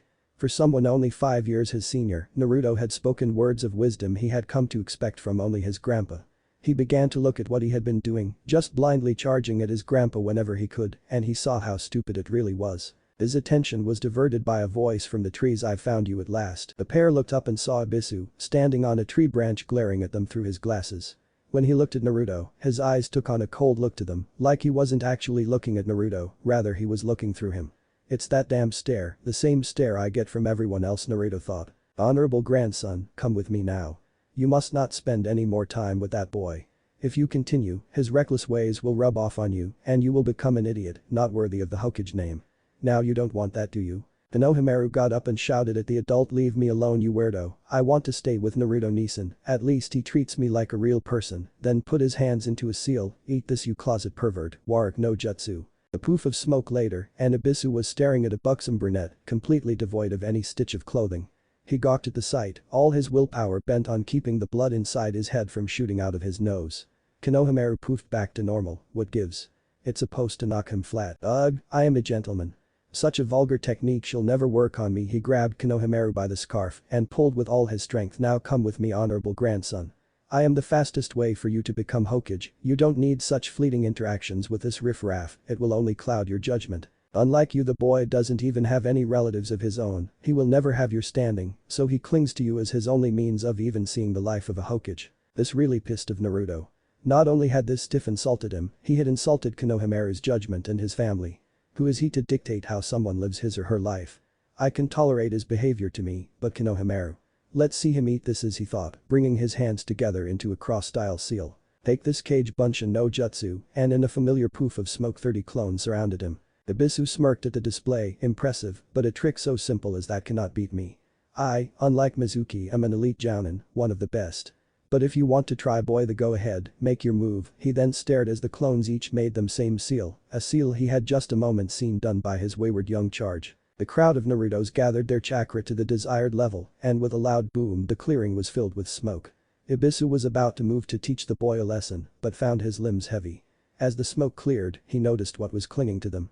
All around him, pressing against his body, were 30 nubile naked girls, each purring his name. He could not help himself, and in an instant Ibisu was flying through the air like a rocket propelled by a stream of his own vital fluids shooting out of his nose. Another poof of smoke later, and Naruto and Konohamaru were rolling about clutching their sides with laughter. "Did you see the look on his face?" Naruto said as he panted for breath, doing an impression of a flying Ibisu. The pair laughed for some time, just enjoying the feeling of having fun with a friend. Wiping away some tears, Naruto sighed to himself. "I think I'll call that one Haremu no Jutsu," he said with a chuckle. Adopting a more serious expression, Naruto took a deep breath and gazed at Konohamaru. "Remember, Konohamaru, the road to becoming Hokage is long, hard, with no shortcuts whatsoever. Then you'd better watch out in Iasen, because now we're rivals," the boy replied, smiling proudly. Elsewhere, from his clairvoyant ball, Sarutobi smiled at the sight before him. At last he is beginning to grow up, and Konohamaru has learned some patience as well. "Maybe now I will get some peace around here," he thought with a chuckle. Moving over to the window of his office, he gazed swept over Konoha before resting on the fourth stone face. "Minato-san, to think you could accomplish such a thing. You never cease to amaze me, my friend." Back to Naruto. After walking Konohamaru back to his house, which just so happened to be the Hokage residence, Naruto made for his apartment like the hounds of hell itself were chasing after him. Though he had managed to keep it in check through the afternoon, his curiosity had been steadily building up during his time teaching Konohamaru the Warwick no Jutsu. And now, the desire to sate his curiosity by looking upon his inheritance and his father's will had become maddeningly insatiable. He wanted to read them in private, so the moment his feet crossed the threshold of the apartment, he quickly did an about-face, bolted the door shut. Years of break-ins from drunken angry villagers had taught him the value of a good lock, and closed his window curtains. His hands couldn't work at the seals fast enough, shaking with excitement as they were. He decided to view the orange sealed scroll last, as it would probably contain the most important information, save the best for last and all that. He unfurled the scroll detailing his current inheritance and the total for his saving account. Most of the initial content focused on the steps taken to setting up of the smaller account, holding the money currently available to him. It was accompanied by an in-depth synopsis on what investments had been made in his name. Apparently the old man had decided to buy him 30 of shares in a company that produced instant ramen cups. But what Naruto was most interested in at the moment was the current figure of his savings account. His breath caught in his chest as he saw the number of zeros. It was at the very least 6. He shook his head to clear it and looked over the rest of what was available to him. First of all in his mind was his mother's house, the house where the Uzumaki had come seeking refuge after being forced from the homeland. He would go see it tomorrow, and maybe his dad's house too if he had the time. Then with trepidation he moved on to the details of his coming-of-age inheritance. Still giddy from learning of the money he had at his disposal now, he was unprepared for what he read now. What the old man said about his clan had been right, they were wealthy. He would inherit when he turned 18 an entire district in the rich area of the village, bordering on the lands under the Hyuga name. There was also a small holding in Kusakager, the family home in Konohakager, a shipping company based in Mizu-no-Kuni, and the right to stand on the village council if he wanted to. His clan's status as a founding village clan gave him that privilege, and he snorted with laughter when he thought of the reactions of the old stiffs if he was to ever exercise that right. His eyes then drifted to the money that was sealed away. He thought the amount available now was large, but this was ridiculous. He almost fainted at the total amount that was sealed away. The term more money than God came to mind. He felt giddy, almost to the point where he might have fallen backwards and not gotten up. Wiping the line of drool down his face, he quickly banished the thoughts of how much ramen he could afford from now on. He looked over to the orange sealed scroll, his father's personal letter to him. Steadily righting himself into a steadier seating position, Naruto broke the seal and started to read. Life was good. Scratch that, life was so good it should be criminal. It had been a week since Naruto had learnt of his origins, and in that single week so much had happened. Beginning with his graduation from academy student to genin level shinobi, a sequence of events had rolled into motion as if they were a series of dominoes. He had beaten Mizuki and in doing so unwittingly unlocked the Shinten-Koyu Fuin that lay dormant within his brain. This in turn had led to an impromptu trip to Shinzuihashi, a netherworld that existed between the boundaries of the land of the living and the realm of the dead. There he met a certain man called Namikaze Minato, who revealed himself to be his father and the creator of both the seal and realm itself. After that, he had gone to the old Hokage Sarutobi and received the scrolls detailing his inheritance left to him by his parents. During this handover, he encountered and befriended a young boy called Konohamaru, a boy who wished to become Hokage. After teaching the kid a jutsu, handing down some words of advice and trumping a pedantic pervert, Naruto left to read the scrolls of his inheritance in private. He learned from one scroll that he was now exceedingly rich, being the last of his clan and whatnot. But that was not the end of things. Flashback, Naruto swallowed and with shaking hands tentatively broke the seal on the scroll his father had personally written for him. Slowly, he unrolled the scroll as carefully as he could so as not to damage it in any way. Then he began to read the words written on the paper, softly and slowly to both keep any information from possible listeners. He lived in a shinobi village for Pete's sake, it could happen, and allow himself to properly absorb everything in. Son, if you are reading this, then at least one of two things had occurred. 1. The time release I built into the Shinten-Koyu Fuin has worn off as I had planned and you are a young man of at least 15. Or 2. That old geezer Sarutobi couldn't keep his damn trap shut and you happen to be a little younger. Most likely it is the former, but you never know. Now, I am assuming that you have discovered the connection that your mind can make to me via the Shinzuihashi and that I have told you all that you need to know. I also assume that by now you are a ninja, Chunin at least I mean you are my son, and no child of mine would stay genin for long I hope. Anyway, to the business of your training. Enclosed at the end of this scroll are instructions for the Shinzuihashi so that you can learn and master its many possible functions. There may still be other applications for it, so don't be afraid to experiment within reason. Master it and we shall be a step closer to making you into something great. And to the rest of your training, here are directions for the secret training grounds that I used when I was alive. No one but the old geezer and myself know about that place, so you can rest safe in the fact that you will not be disturbed in any way. First, go to the northeast corner of the village and find a grove of cherry blossom trees. Head north from there until you find an old abandoned cabin. By that cabin is a path that leads up and into the Hokage mountain behind the village, this will lead you to earth meet sky. Find the seal on the middle boulder by the lake and swipe your blood across it to unlock the door to the vault. From there, I can only recommend you build yourself a good base with chakra control exercises. Also, you may want to visit a shop owned by a man named Ryu. It's hidden away in the market district, past the store that sells pickled food, then left down the alleyway, you can't miss it. Good luck my son, and remember that I love you. Naruto put down the scroll and stared into middle distance. Dad, you really are something. To plan ahead years in advance, basing your entire idea on me like this is he thought as he rolled up the scroll and contemplated his next move.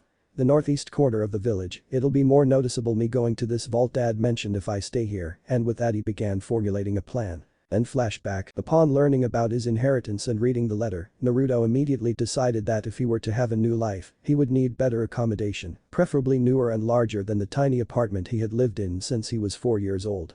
One place immediately sprung to mind, the house that belonged to his mother. It was legally his, and more importantly it belonged to his mother's family.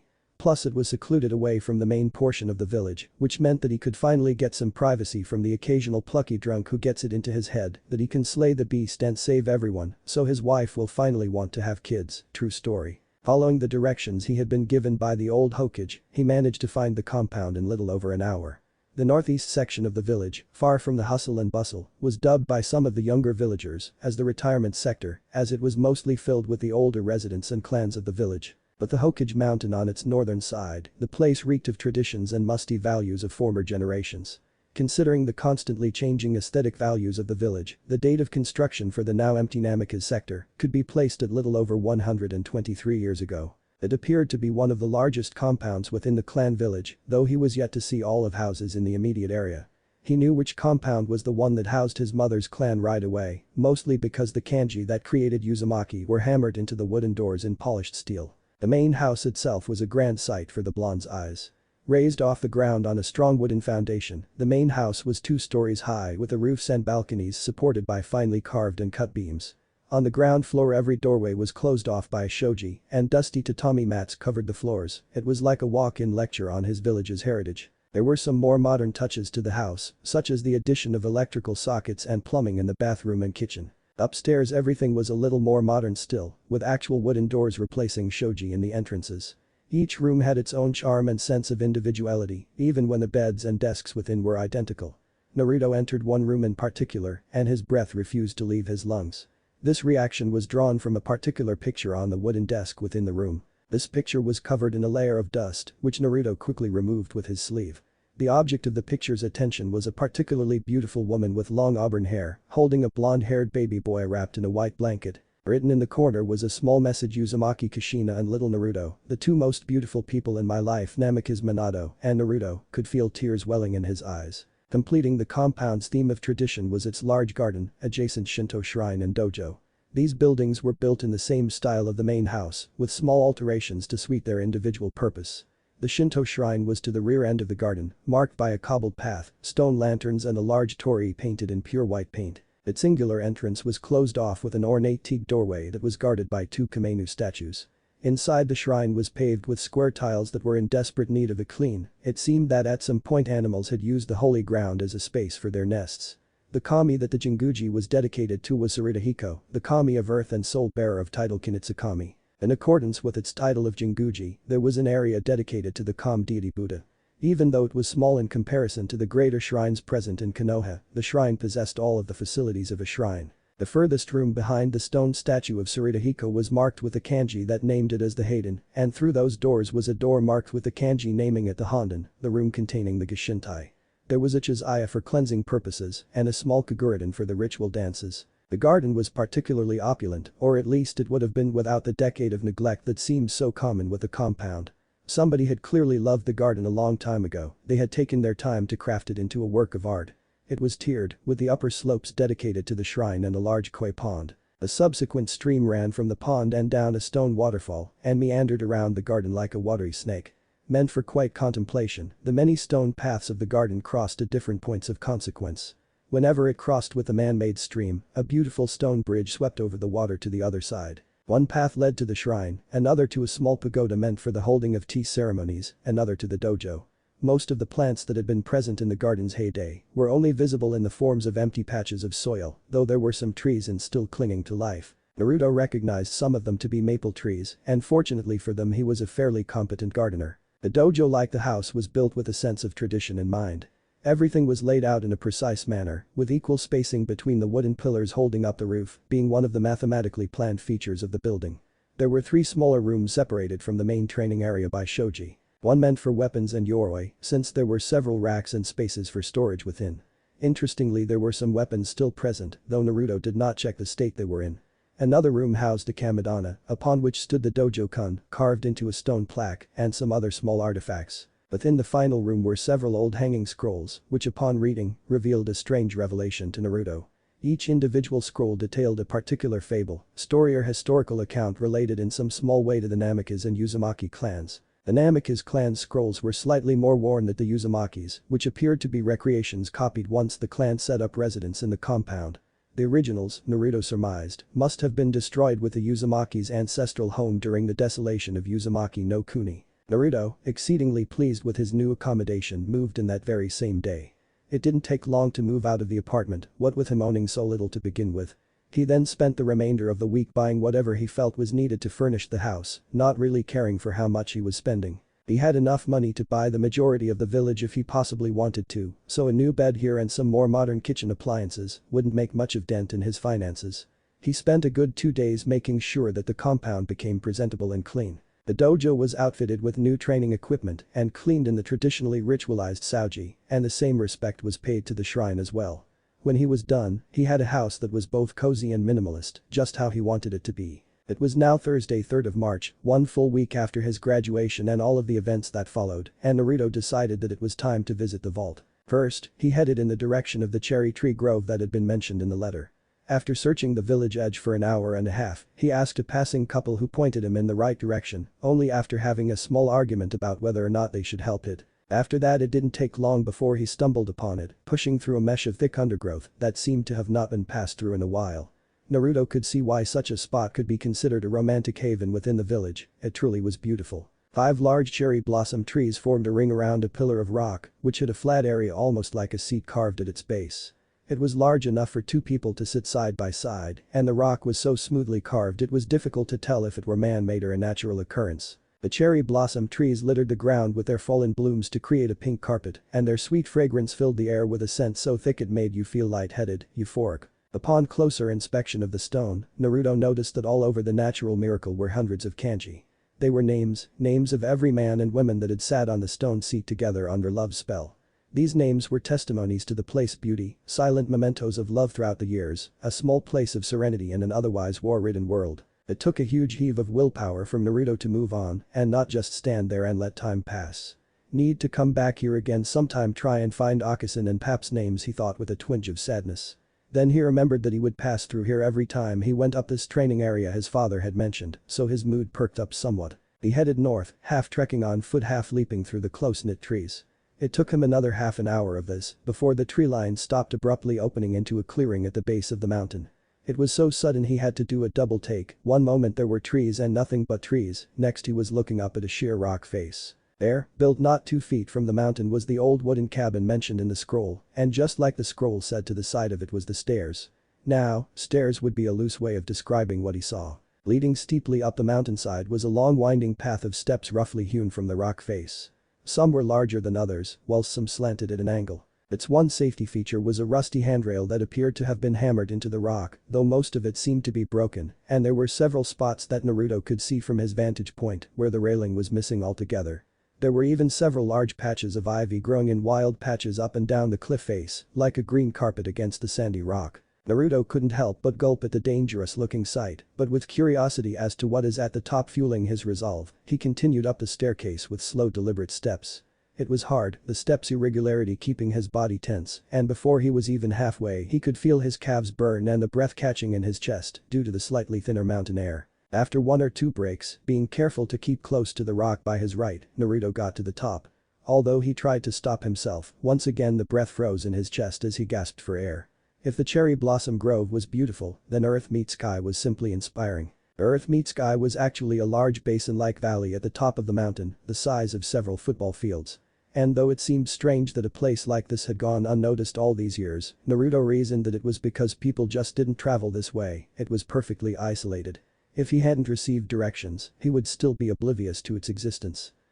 You unbelievable son of a bitch, he thought in wonder, and with gusto he began to explore the area. Earth Meet Sky was an amalgamation of green fields, woodland, and sand with a lake at the very rear of valley. Cliff faces several hundreds of feet high surrounded Naruto at an angle of about 30 degrees that enhanced the bowl-like feel of the place. Huge trees ringed the basin in a perfect circle that was several trees thick, and in certain spots, small woods were formed as more trees bubbled forth from the border. Each tree was vast and ancient looking, like so many of the more revered trees that popped up throughout Konohagakure no Sado. If Naruto's memories from his time in the academy served correctly, those particular trees were grown over a short period of time by the famous Mokuten Jutsu of the Shadame Hokage. The majority of the small valley was covered in a vast grassy plain, which undulated between subtle hills and flat ground.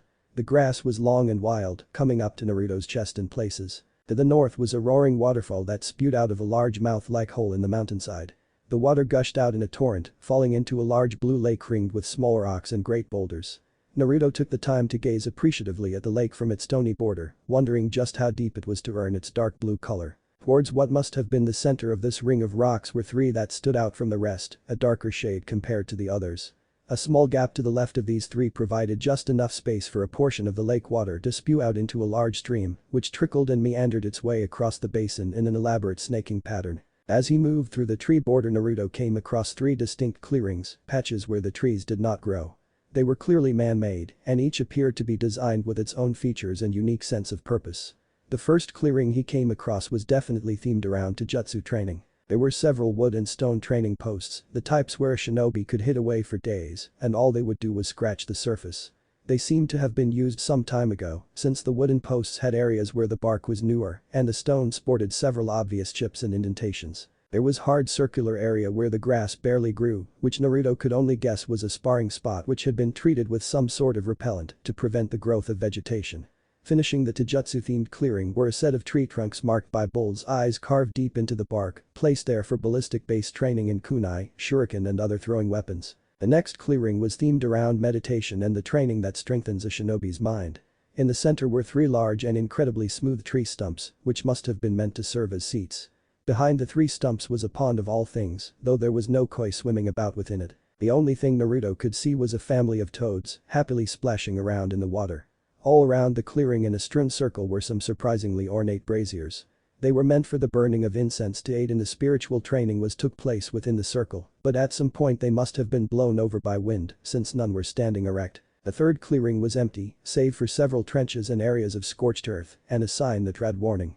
Ninjutsu training can result in death or possible severe injuries, train safe. The sign in particular caused a bead of sweat to drop from Naruto's forehead, strangely embarrassed as he was by the rather obvious statement. The strangest area of the basin was to its western edge, which seemed to completely go against the overall Konoha nature theme that dominated earth meets sky. The area in question was a semicircular pit-like area of black sand, with moved in an almost fluid motion in the breeze. Behind the small dunes was a path that led further into another area carved from the mountainside by time and nature. Naruto followed the path, wincing at his discovery on just how hot the sand was.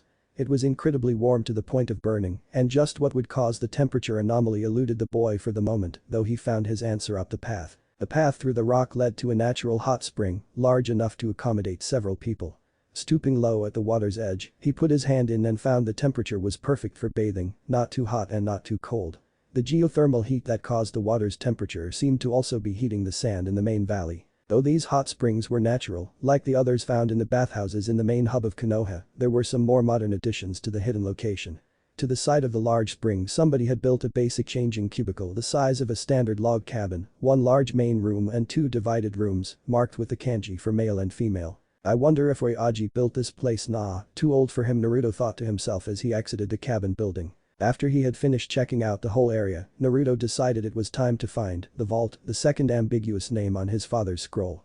He walked to the three largest boulders in the circle that ringed the lake, the ones that had a slightly different color compared to the others around them. Find the seal on the middle boulder by the lake. Where is the seal, he murmured, his hands roving over the stony surface, searching for any sign of a seal of some description. He found the seal hidden behind some grass at the base of the boulder, partially buried in the earth.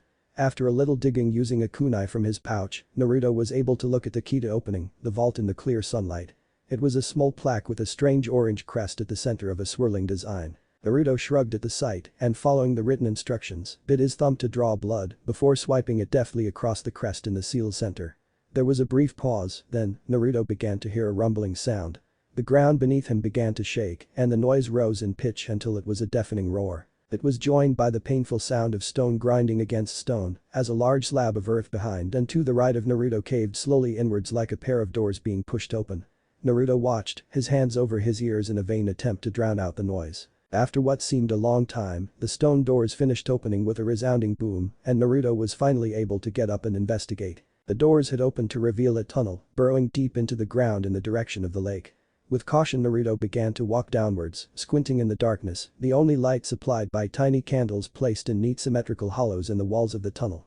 After walking 20 or so paces noticed another seal identical to the one under the boulder. Wasn't told about that in the scroll he thought, and acting on impulse swiped the seal with his still slightly bloody thumb.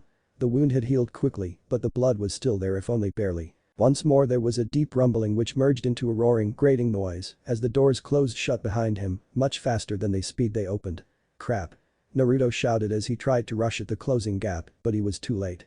Some dust fell through the gap, but the door was definitely shut. Resisting the urge to start panicking, Naruto took a deep breath to calm himself and his rapidly beating heart. Best there's only one way now, serves me right for my damned curiosity. It was so obvious, but I fell right into the big red button thing. This is so embarrassing, he groaned and began pacing onwards down the tunnel. The steps were slippery in some places, puddles of water here and there forming from a steady drip from the ceiling. Must be directly under the lake, he thought, praying that the earth between him and a lot of water would hold. He continued walking until, after the drip of the water above stopped, he reached another set of doors. These were two large doors made from metal, with two brass rings to open it and the spiral symbol of Konoha's will of fire embossed over the center. With a heave, Naruto pushed at them, only feeling resistance the first foot before they swung wide open with such sudden speed that he fell flat on his face in a comic splat. Standing up, Naruto gazed at what his father had called the vault.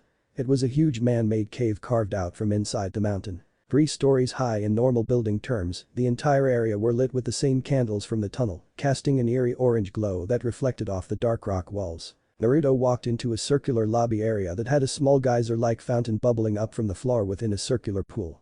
It was like walking into a history museum or something along those lines, which Naruto noted to be a very relevant thought since this place was supposed to house the village's past.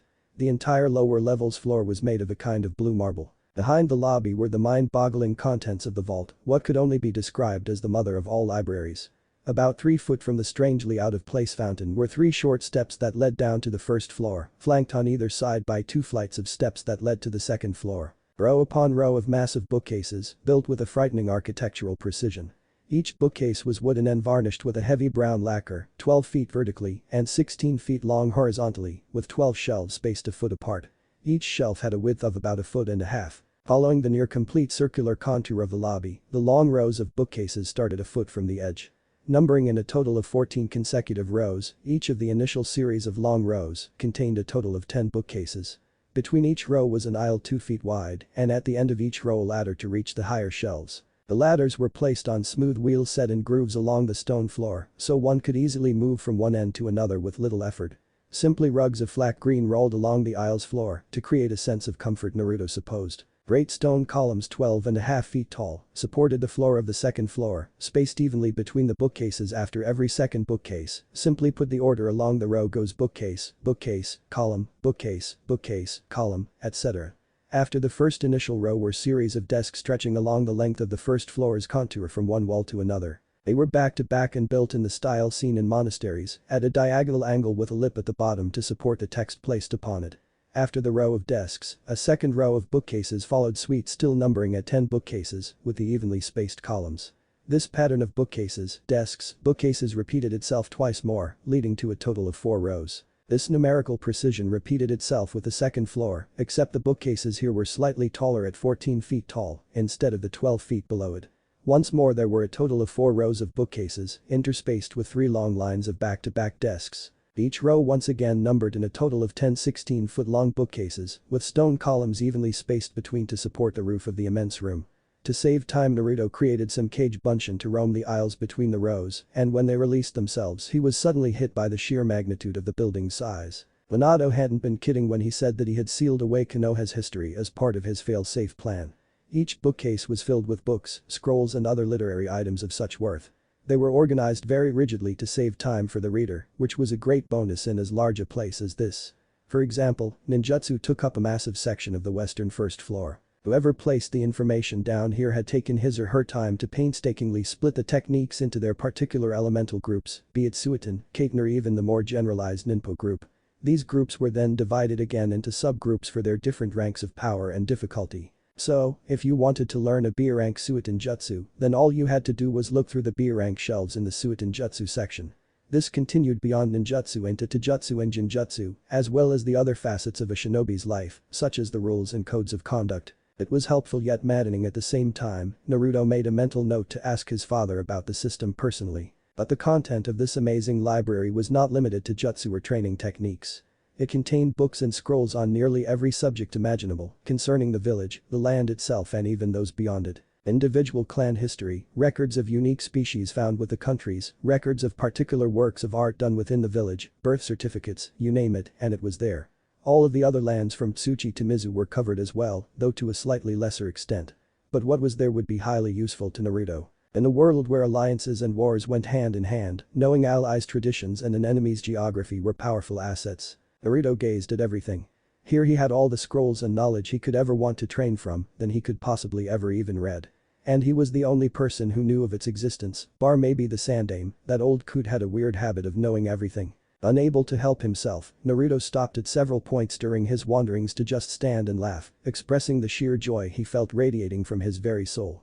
The sound reverberated throughout the entire cavern, echoing long after he had finished. One of the aisles on the eastern side of the library led to an actual door of all things, which in turn led to a huge, he was only getting used to how damned large everything was, room filled with weapons racks. It seemed that not only had his father sealed away the combined history of the entire continent in scrolls, but he had also collected any weapons that could be useful to the future generations. Think of a weapon and it was there in some form or the other. There were whole groups of archaic and ornate katana, kunai and shuriken of all shapes and sizes. Najutana, spears and old shinobi armor dating back to before the Secret Wars. There were even, separated from the rest on a dais, a selection of ninja puppets. Some had human-like appearances, whilst others were something else entirely. An example was a large bird-like puppet that Naruto could only guess was for travel or reconnaissance. And just like the scrolls in the main library, everything was painstakingly ordered into offensive, defensive and specialized categories. Walking through aisles of the massive library, Naruto noticed that at the end of each fourth row was a corridor hewn from the rock, leading to a small round room. Within each room were stone staircases spiraling up from the first floor to the second, as well as several newer corridors stretching outwards. Each was perfectly dug out, much like the passage leading down to the vault from Earth Meet Sky, and like that passage, they were lit by ever-burning candles. Other corridors split off from these, many leading further and further into the earth, like a giant anthill dug from the bedrock of the mountain, tunnels upon tunnels upon tunnels. If a model was ever built detailing the vault and its contents, then the many passages and corridors would appear like a lattice of intersecting lines. In all there were 20 levels below the library and one above the library's second floor, the candles casting their eerie light throughout. Much of these passages led to sections dubbed as sectors. In each sector were a set number of rooms outfitted for sleeping and living accommodation, with large communal kitchens, recreational large living rooms and communal bathing rooms to add comfort. These had a sort of underground bath filled with hot water rising up from the floor like a hot spring. In short, everything an entire village would need to survive in some comfort. Beyond these sectors, there were passages that led to empty rooms, some led to what looked very much like several adjoined classrooms. It was like the entire village had been recreated as an underground nest, complete with accommodation for the people, school space and a hospital. As he and his Kage Bunshin moved through the underground maze, Naruto came to understand the true purpose of the vault. It was not been conceived with the sole intention of preserving the village's history, but with conserving the village's life itself. If Konohagakure were to ever come under attack and defense seemed hopeless, the villagers and shinobi could retreat within this great underground fortress, where they could weather out the storm and emerge to start afresh. A fail-safe plan indeed, Naruto mused as he walked through the candle-lit corridors.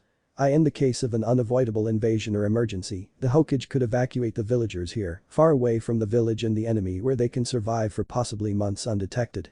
Who decided to create such a place, and how did Dad learn about it? I'll need to ask him about that. But the surprise were yet to end as the vault continued to reveal its mysteries to Naruto, who managed to stumble back to the library after finding a map of the complex. At the far end of the library opposite to the vault's entrance was one large staircase leading straight to the surface on a 45-degree angle. Naruto followed it to the top and found that it eventually led to another metal door, except unlike the entrance this one slid into the rock instead of swinging wide open.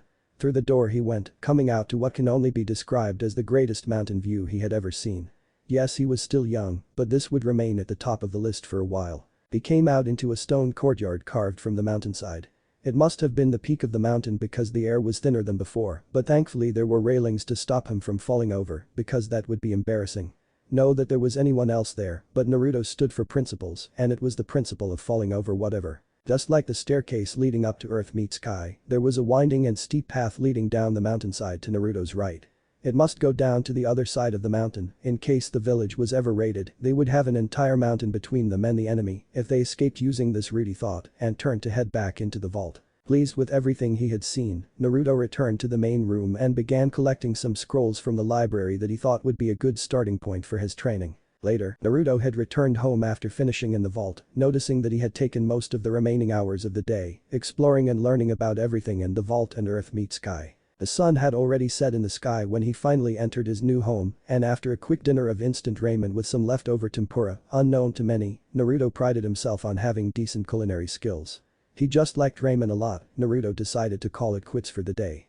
Placing the scrolls in a small chest he had bought for safekeeping, he closed his eyes and fell asleep. What a day was the last thought in his mind before he drifted into peaceful slumber. The next day, the day was a new day.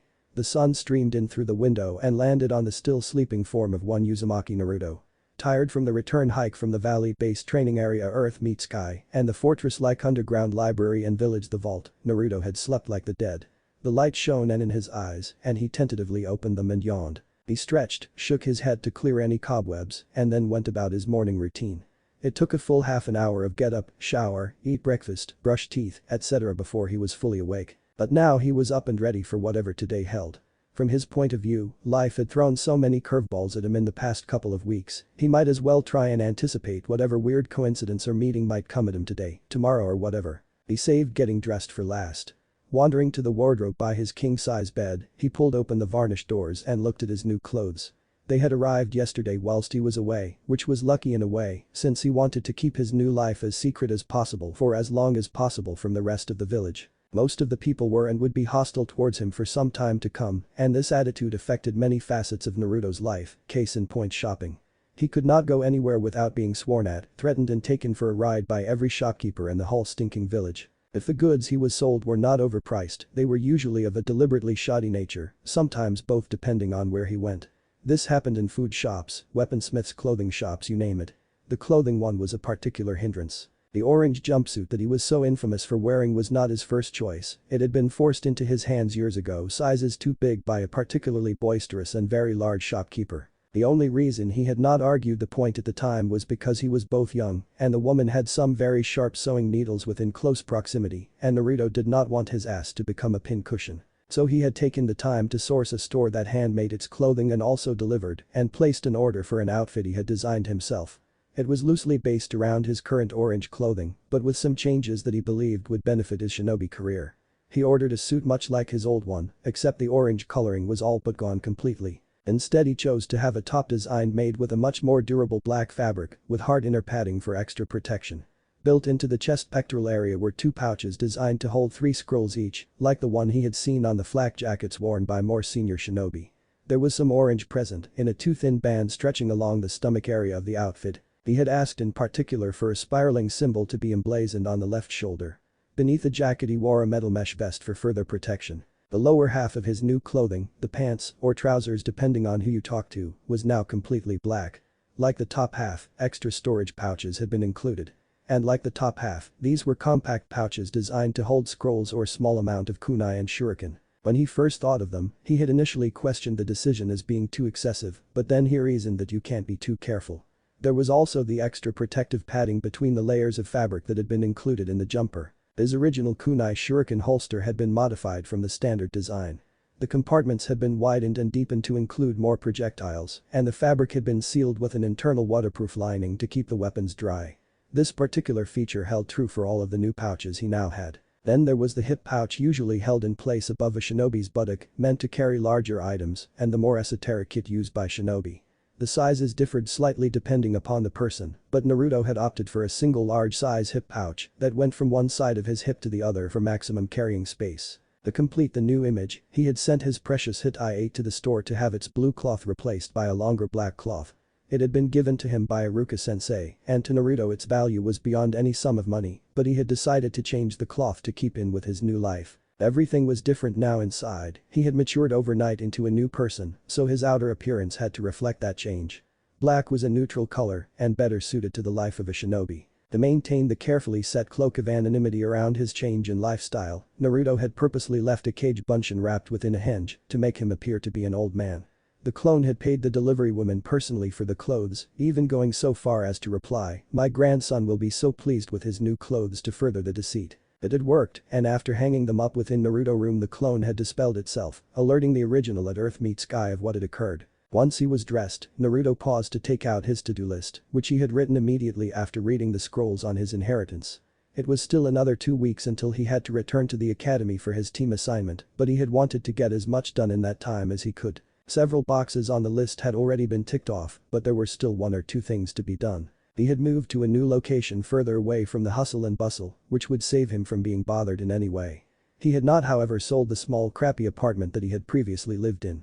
Rather, he continued to rent it as a miniature base of operations away from his grand mansion in the Namikaze estate, maintaining the villagers' belief that he still lived in squalor. He had bought new clothes to reflect his change in lifestyle. He had visited and grown accustomed to the training area Earth Meet Sky that his father had mentioned. He had found and descended into the vault, the immense failsafe and safe house for the village's existence. He had returned from said safe house with a cache of scrolls from the vault's library, with which he could use to begin training himself to be a better shinobi. He looked over at his scroll case. It was a small wooden chest with a combination of padlock and chakra seal for security, painted black with red metallic trim. It fulfilled a purpose, keeping any scrolls he owned or took from the vault safe and secure, so any prying eyes, he lived in a ninja village enough said, could not see what he was or would be doing. He first removed the chakra seal with a burst of chakra, obviously. And then unlocked the small padlock with a key he kept hung on a cord around his neck. Giving in to paranoia, Naruto looked from side to side before propping the chest beside him on his bed. With a deep breath he took in the chest's old smell and reverently opened it to remove the contents within. Before him were a rather interesting collection of scrolls. Some he had owned for some time, having collected them through the years during his time at the academy to aid his. They detailed basic training like how to throw a shuriken or perform hand seals, and he had bought them out of necessity, since most of his sensei at the academy had disliked him for obvious reasons. Beside these older scrolls there were some newer additions, namely the scrolls left for him by his father concerning his inheritance and legacy. Naruto was currently keeping them in the training chest because he was yet to think of a suitable way of keeping these more important documents hidden even further away from prying eyes. Then there was the scroll he had used to copy down the information from the forbidden scroll onto those few nights ago. He was yet to look at that one and was still undecided as to the when he would. With this special scroll were several hidden gems he had discovered upon moving into his mother's home. Scrolls of equal importance to his father's scrolls, those left behind by the Uzumaki clan during their stay in the house. One was very old and detailed the jutsu held in great respect by the Uzumaki clan, relics of their former life in the now assimilated Uzumaki no Kuni. The second was slightly newer, and reading the signature in the initial corner of the paper had caused a small sob to issue from Naruto. The initial sentence read Naruto's jutsu by Uzumaki Kushina, it was written by his mother for him. Clearly she had penned it not very long after he had been born, she had intended to use it when training him as he grew up. It was the same with all shinobi clans, the parents teaching their children the jutsu passed down to them by their parents continuing down the generations. It was a hallowed and venerated tradition amongst shinobi, and his mother had meant to honor it. Obviously her death had halted that dream, another reason added to Naruto's mental list titled "Why I Hate the Bastard Kitsune." The remaining Uzumaki clan scrolls were also there. One contained the training steps for manipulating the nature of a shinobi's chakra.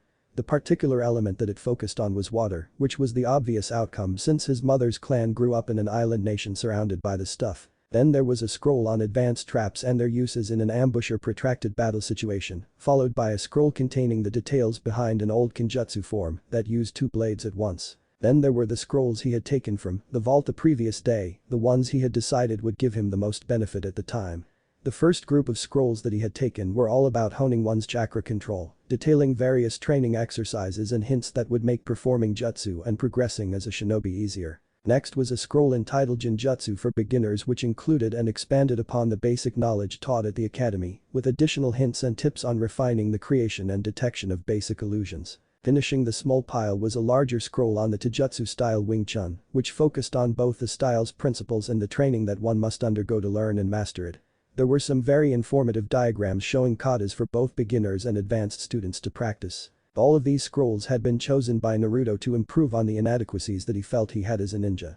His taijutsu was basic to say the least, his perception and understanding of Jinjutsu was worse, and his overall chakra control was worse still. The only reason he hadn't noticed these faults before was primarily due to his abnormally high level of stamina, vast amount of chakra and general pig-headed stubborn nature. He didn't know how to control his chakra properly and thus wasted a high degree of it when performing jutsu. Even though he often got an end result, that was again an outcome brought about by stubbornness. An example of this would be a comparison of his quick mastery of the Kage Bunshin compared to his difficulty with the regular lower-ranked Bunshin tested during academy exams. To create a Bunshin, the user needed to select a certain level of chakra, stick to it, and hone it to create feasible clones that looked identical to the user. This needed a passable level of chakra control. Kage Bunshin, however, simply took a person's chakra and split it evenly to create the desired amount of replicas, requiring more chakra but less skill controlling it. This would not do, so it was chakra control first. He looked at the orange sealed scroll and on a whim decided to give it another read. He did so, being careful not to damage it as usual. Reading down, small 2 sentences at the end caught his attention. He read it aloud once, then twice to be sure. Also, you may want to visit a shop owned by a man named Ryu. It's hidden away in the market district, past the store that sells pickled food, then left down the alleyway. You can't miss it. Who's Ryu?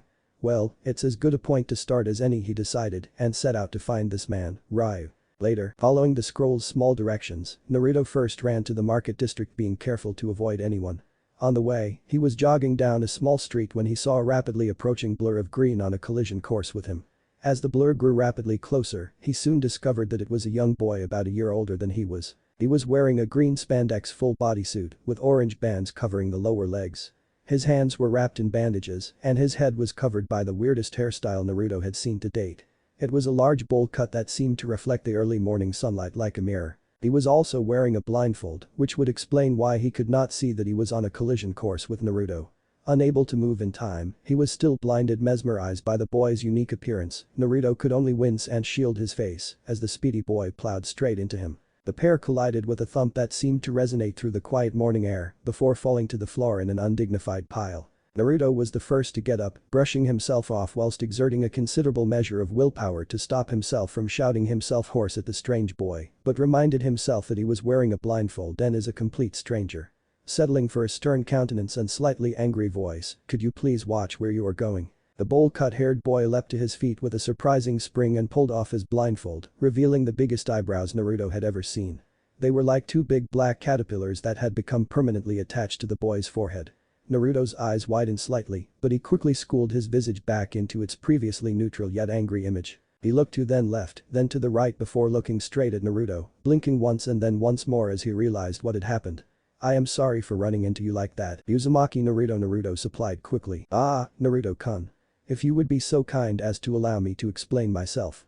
I take this route for my morning jog and it is usually sufficiently early in the morning that I would encounter anyone. Also Guy-sensei, my amazing teacher who is both wise and strong without peer, challenged me to run this course blindfolded 50 times, so naturally spurred by the fires of youth I accepted and was in the process of my 23rd lap when I ran into you." He bowed once again. "I am very sorry," before striking a thumbs up pose whilst flashing a blinding smile. "Okay, overall a very unique individual," Naruto thought. "That's okay, sorry I didn't catch your name." My name is Lee, Rock Lee. "Very pleased to meet you, Naruto-kun." He grabbed Naruto's hand and gave it a firm squeeze. Lee was of the frame of mind that if first impressions are considered to be important, then a person should show a moderate level of strength in that greeting, so as not to be rude. Naruto felt the slight increase in pressure as he accepted the handshake and decided to play possum as it were. He took the firm grip with a nonchalant expression and was careful to not apply any undue force in return. Lee frowned at this development as several conflicting thoughts ran through his cranium. Was the boy really so weak that he could not give a proper handshake? He had only applied a small amount of extra pressure. But in contradiction to this notion, he had taken the impact without flinching, which Guy-sensei told him was a sign of inner strength. Lee concluded that the boy could have returned the handshake with gusto, but for reasons unknown had decided not to.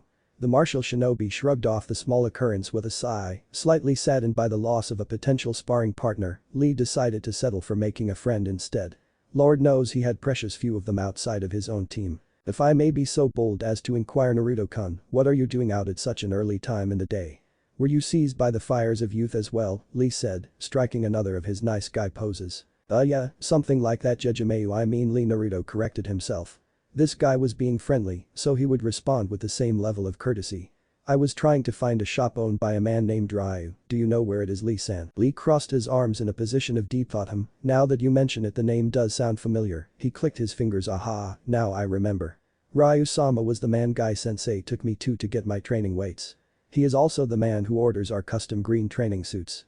Naruto-kun, please allow me to lead you there as a token of my apologies. Lee, Naruto was never one for much heavy use of suffixes, you don't need to keep apologizing. Once is enough, he smiled, and I would be honored for you to guide me. Lead the way, Naruto said, happy at making a new friend. Today is turning out to be a very good day, he thought as he followed Lee through the streets of Konoha. All around them, the village was starting to wake up for a new day of life.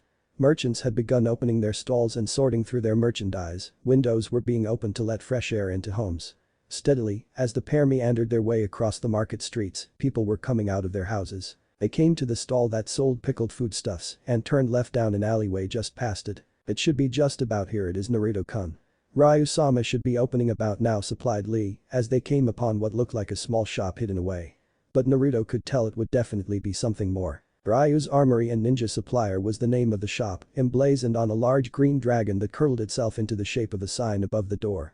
It looked almost like a small dojo of some sort, with a traditional shoji as its entrance. The only contrast were the windows, large glass windows cut into the wall with a variety of different items on display, with a sign saying you would break it, you buy it. Those unable to pay in currency pay in blood. Have a nice day. This raised some alarm in Naruto. Hope the old guy dad mentioned isn't some kind of nutcase or something, because that's the last thing I need. Lee noticed his new friend's pensive look. Oh, don't take any notice of the sign. It's just to ward off thieves and such, you can never be too careful, correct? Naruto nodded slightly, but his attention was drawn by the sounds of movement behind the screen door. A thumping sound was heard, steadily getting louder as it grew closer.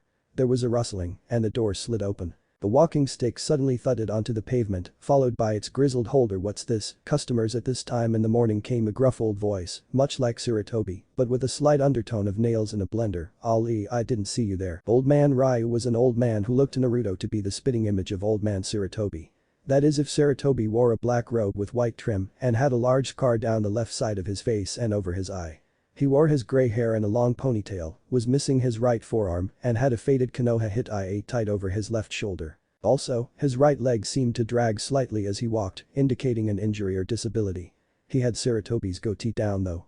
Leaning heavily on his walking stick, Ryu turned his good eye to Naruto, who flinched when he saw that the other one was the gray color that all blind eyes had in common. The old man's gaze seemed to peer straight through him like a knife. He could feel a nervous sweat drip down the back of his neck. Who's the kid, Lee, friend of yours? He inquired. Yes, this is Uzumaki, Naruto. Surprise and sadness filled the old man's scarred face, his eyebrows rising momentarily. It was a brief flicker of emotion, and Naruto was just barely able to see it. If anything, the old man's eyes seemed to bore even deeper from that point, causing Naruto to visibly squirm under the hawk-like gaze. Is he now? Well, let's not stand around all day flapping our gums like a couple of screws. Come on in, shop's open. He turned, his gaze finally leaving Naruto as he turned and motioned for the pair to follow him in. Inside, the shop seemed to be more a waiting room with wooden floors covered by tatami mats. There was some visible merchandise, a rack of shuriken supported by a chest marked Chunin vests all sizes apart from 8. There was a tiny desk with a cash register, which reminded you that this was an actual business, beside a set of shelves filled with assorted scrolls and writing utensils. How are the weights holding out, Lee?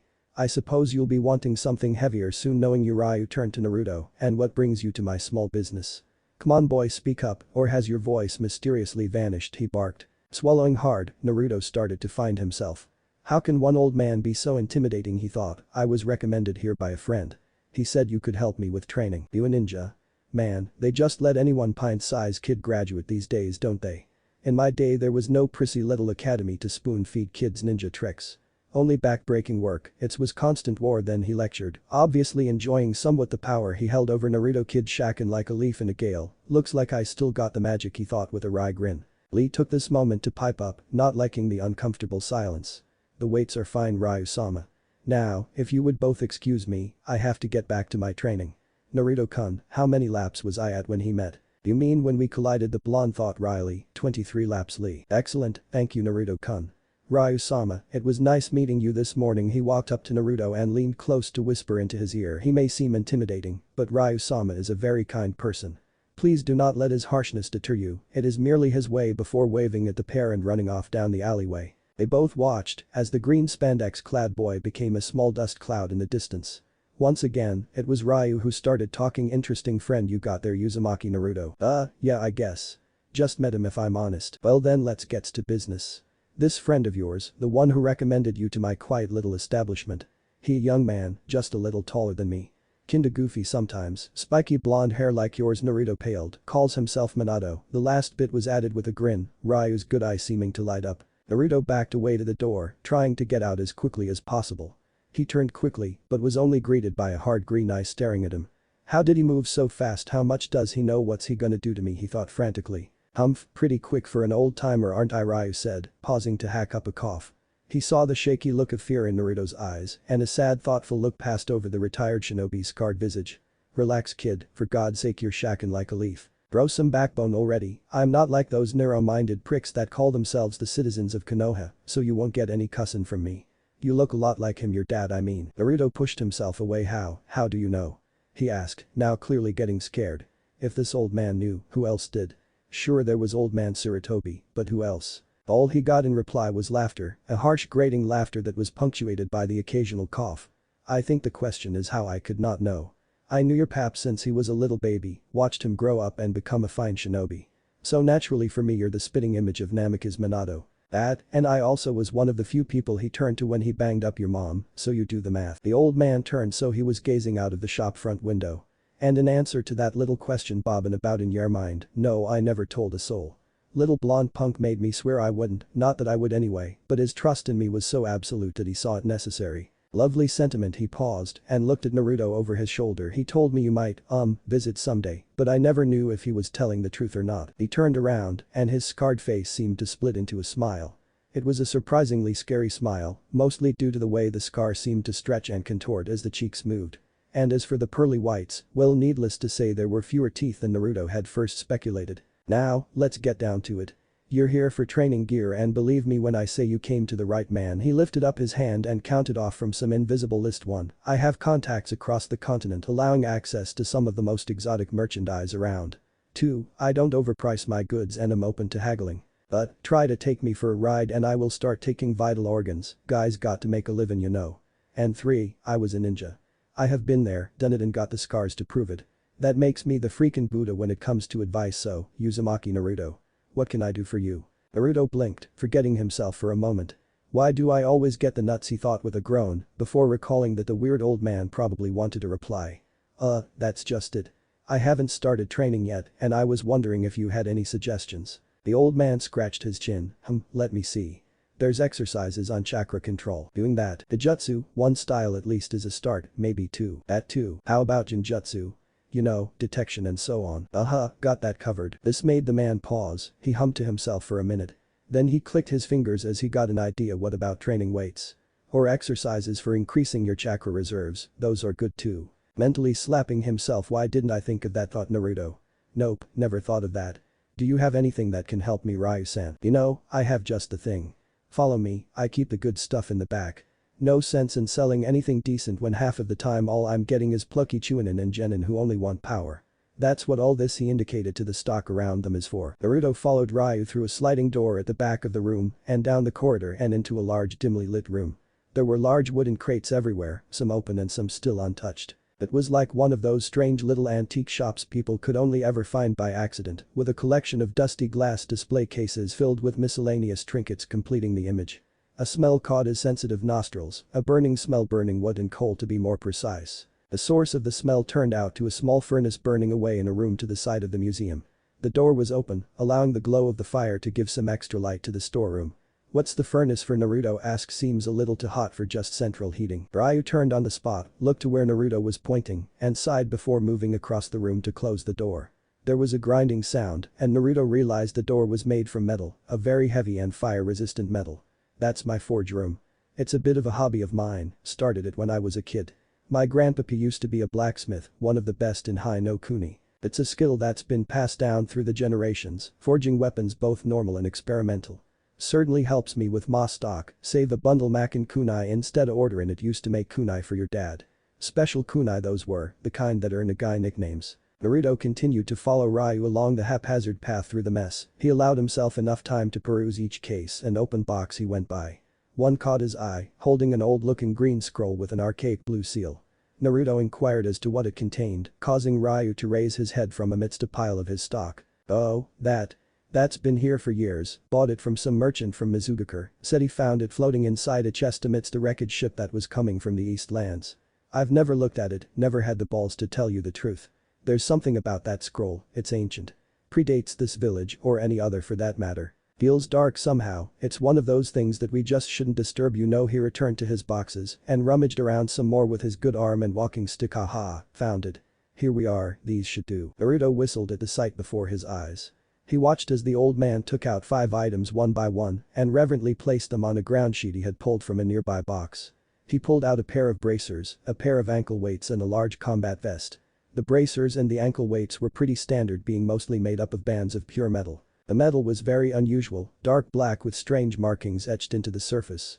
The ankle weights consisted of 3 thick bands of metal held in place by padded black fabric.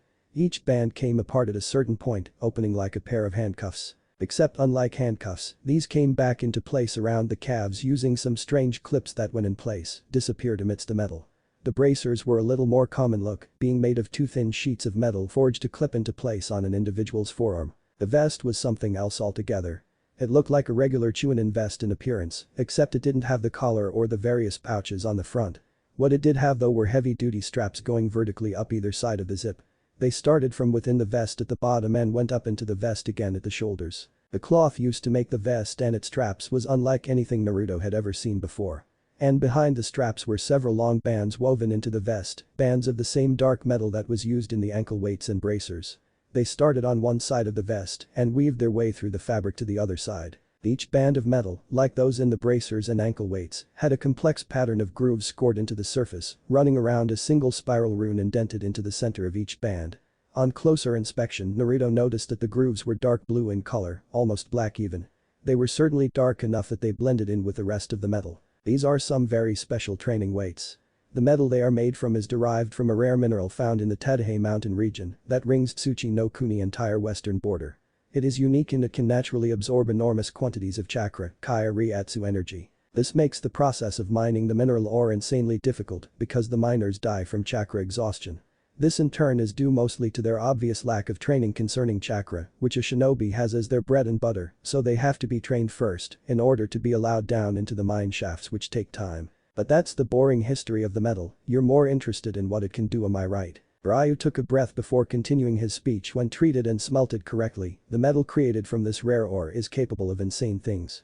Depending on the nature of the chakra that it fed into it, this metal could cut a mountain in half or burn with the intensity of the sun. In the case of these training weights, the effect is the ability to create localized gravity fields around an individual's body. Pretty cool, huh? He asked, waiting for a response from Naruto. How do you alter the effect of the metal? If there are so many, how is it possible to focus the power on a specific thing? Sounds impossible to me, he finally asked, a little bemused by the seemingly amazing concepts he was being told. He had heard of weapons producing amazing effects, but he never thought that a naturally occurring mineral would be the cause of everything. It's all down to the forging process, which was discovered by the Densetsu no Fujishashu Higasha Kinkashu. He was a shinobi who lived hundreds of years ago, and it was he who discovered the means of channeling the powers held within the ore. He discovered that if you perform hand signs whilst pouring chakra into the ore's raw liquid form, you could guide the effect it would have when cast to some extent. This became even more focused if when casting the metal into the desired shape, the smith marked the metal with written runes and markings, as if it were a scroll instead of a weapon. The overall process was hit and miss at first, but after years of tireless work, he managed to create a manuscript detailing the forging process and the correct series of seals needed to channel the various effects. The man was a revolutionary and a bit of a hero to me in my youth, long past as that is. That answer your question, Uzumaki? Ryu explained, resting on his staff for brief periods. He ended his speech with another hard-piercing stare, as if he were daring Naruto to question what he had just said. It's Naruto, and please continue with what you were saying.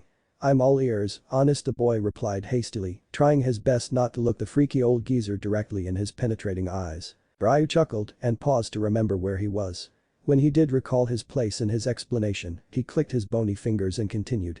When chakra is passed through these particular weights, even if it's a small amount, a localized bubble will form around the wearer's body. Whilst this bubble is in effect, the density of the metal immediately increases by up to 150% and the gravitational pull that is exerted on them increases all well. These weights help build the wearer's strength, stamina, control of chakra and their chakra reserves, because once a connection is established with a source of chakra, the metal keeps steadily absorbing chakra from that source.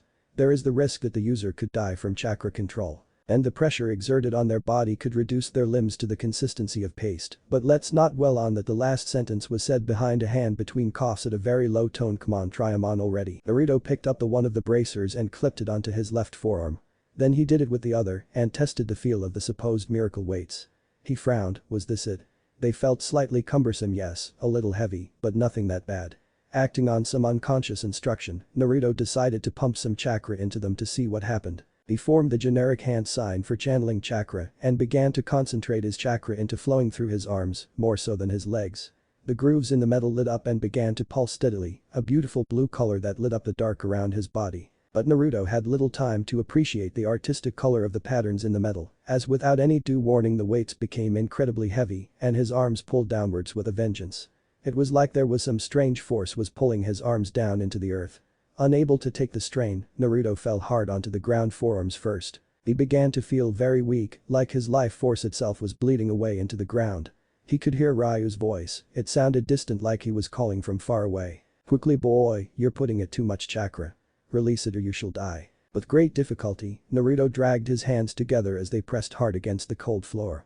He weakly formed the universal release seal used by shinobi and mumbled Kai. There was a rush of feeling as his chakra surged back into his body, the flow into the bracers stopped. Naruto lay there on the floor for a few minutes breathing heavily, unable to move a muscle. He had never felt so weak, he had just barely managed to perform the release. With great time and effort he steadily pushed himself to his feet. He started with his arms, then he moved his knees into a kneeling position, and then with a heave he was onto his feet. The last movement sent his head swimming, and he started to feel himself falling forward from a lack of equilibrium, but was caught by a pair of gnarled strong hands. "Easy there son, it's just a near fatal case of chakra exhaustion, you'll be fine." He felt himself be guided back onto a chair. "I'm just gonna sit you down for a sec till you feel you are strong enough to move properly. It shouldn't take long, about a half an hour, but I suggest you go to sleep early tonight." Naruto nodded and sat in silence for a while, breathing in and out steadily. Ryu left and re-entered holding a glass filled with a brackish green liquid. He offered it to Naruto, who gulped it down all too readily. The liquid burned his throat and he began to feel nauseous. His stomach cramped hard and then his vision grew hazy. These feelings faded after what seemed a long time and Naruto felt slightly more energized than he had beforehand. He heard Ryu dragging another small chair and with a hiss of breath the old man sat down. "God, I hate getting old. I like that stuff, made it myself. It's a special elixir brewed for the purposes of chakra rejuvenation, can't quite recall the name though. One of the many skills I gained during my time as a shinobi, got a license for brewing and everything. These days it's all legislation and red tape, not like the old times when all a man needed was his abilities to thrive and a kunai for when he was questioned." "Who are you, Ryu-san, really?" Naruto asked, his voice steadily returning. "Who, me? Well, since you asked," he shrugged his shoulders. "You're sharp, I can tell, so you must have gathered from this old man's ramblings that I was a shinobi during my youth. Been retired for 15 years now, and that's a long time to dwell. I was one of the first shinobi to be cranked out of this village since its founding, graduated alongside that stiff Saratobi." His eyes grew misty as he began to recall his past. "We were what many have come to call rivals. Every single generations has them, it's a tradition of sorts. His sensei were the two Nigi brothers, the Shadame and Nidame to you, so no wonder he succeeded them as Hokage." Naruto smiled when he heard the names, he recalled his father saying the same. "Who was your sensei, Ryu-san? If you don't mind my asking. Is he alive? Is he dead?" "My sensei, well, let's just say he was a harsh taskmaster as well as a nice guy at the same time." Confused. "Me too," Ryu said, confusion clearly evident on his face as he struggled to form his sentence. Then, all of a sudden he began to titter quietly. After a couple of seconds, the wizened, scarred face of Yubatsu Ryu was creased as he barked with laughter. Slapping his thigh with his good arm, Ryu quietened down a little and began to speak through urgent breaths. "Why, one time he tied a rock to my feet and told me, Ryu, if you can't hold your breath for at least 15 minutes, then you won't be able to master the next jutsu I plan to teach you. Can't let the ape boy get the better of you, huh?"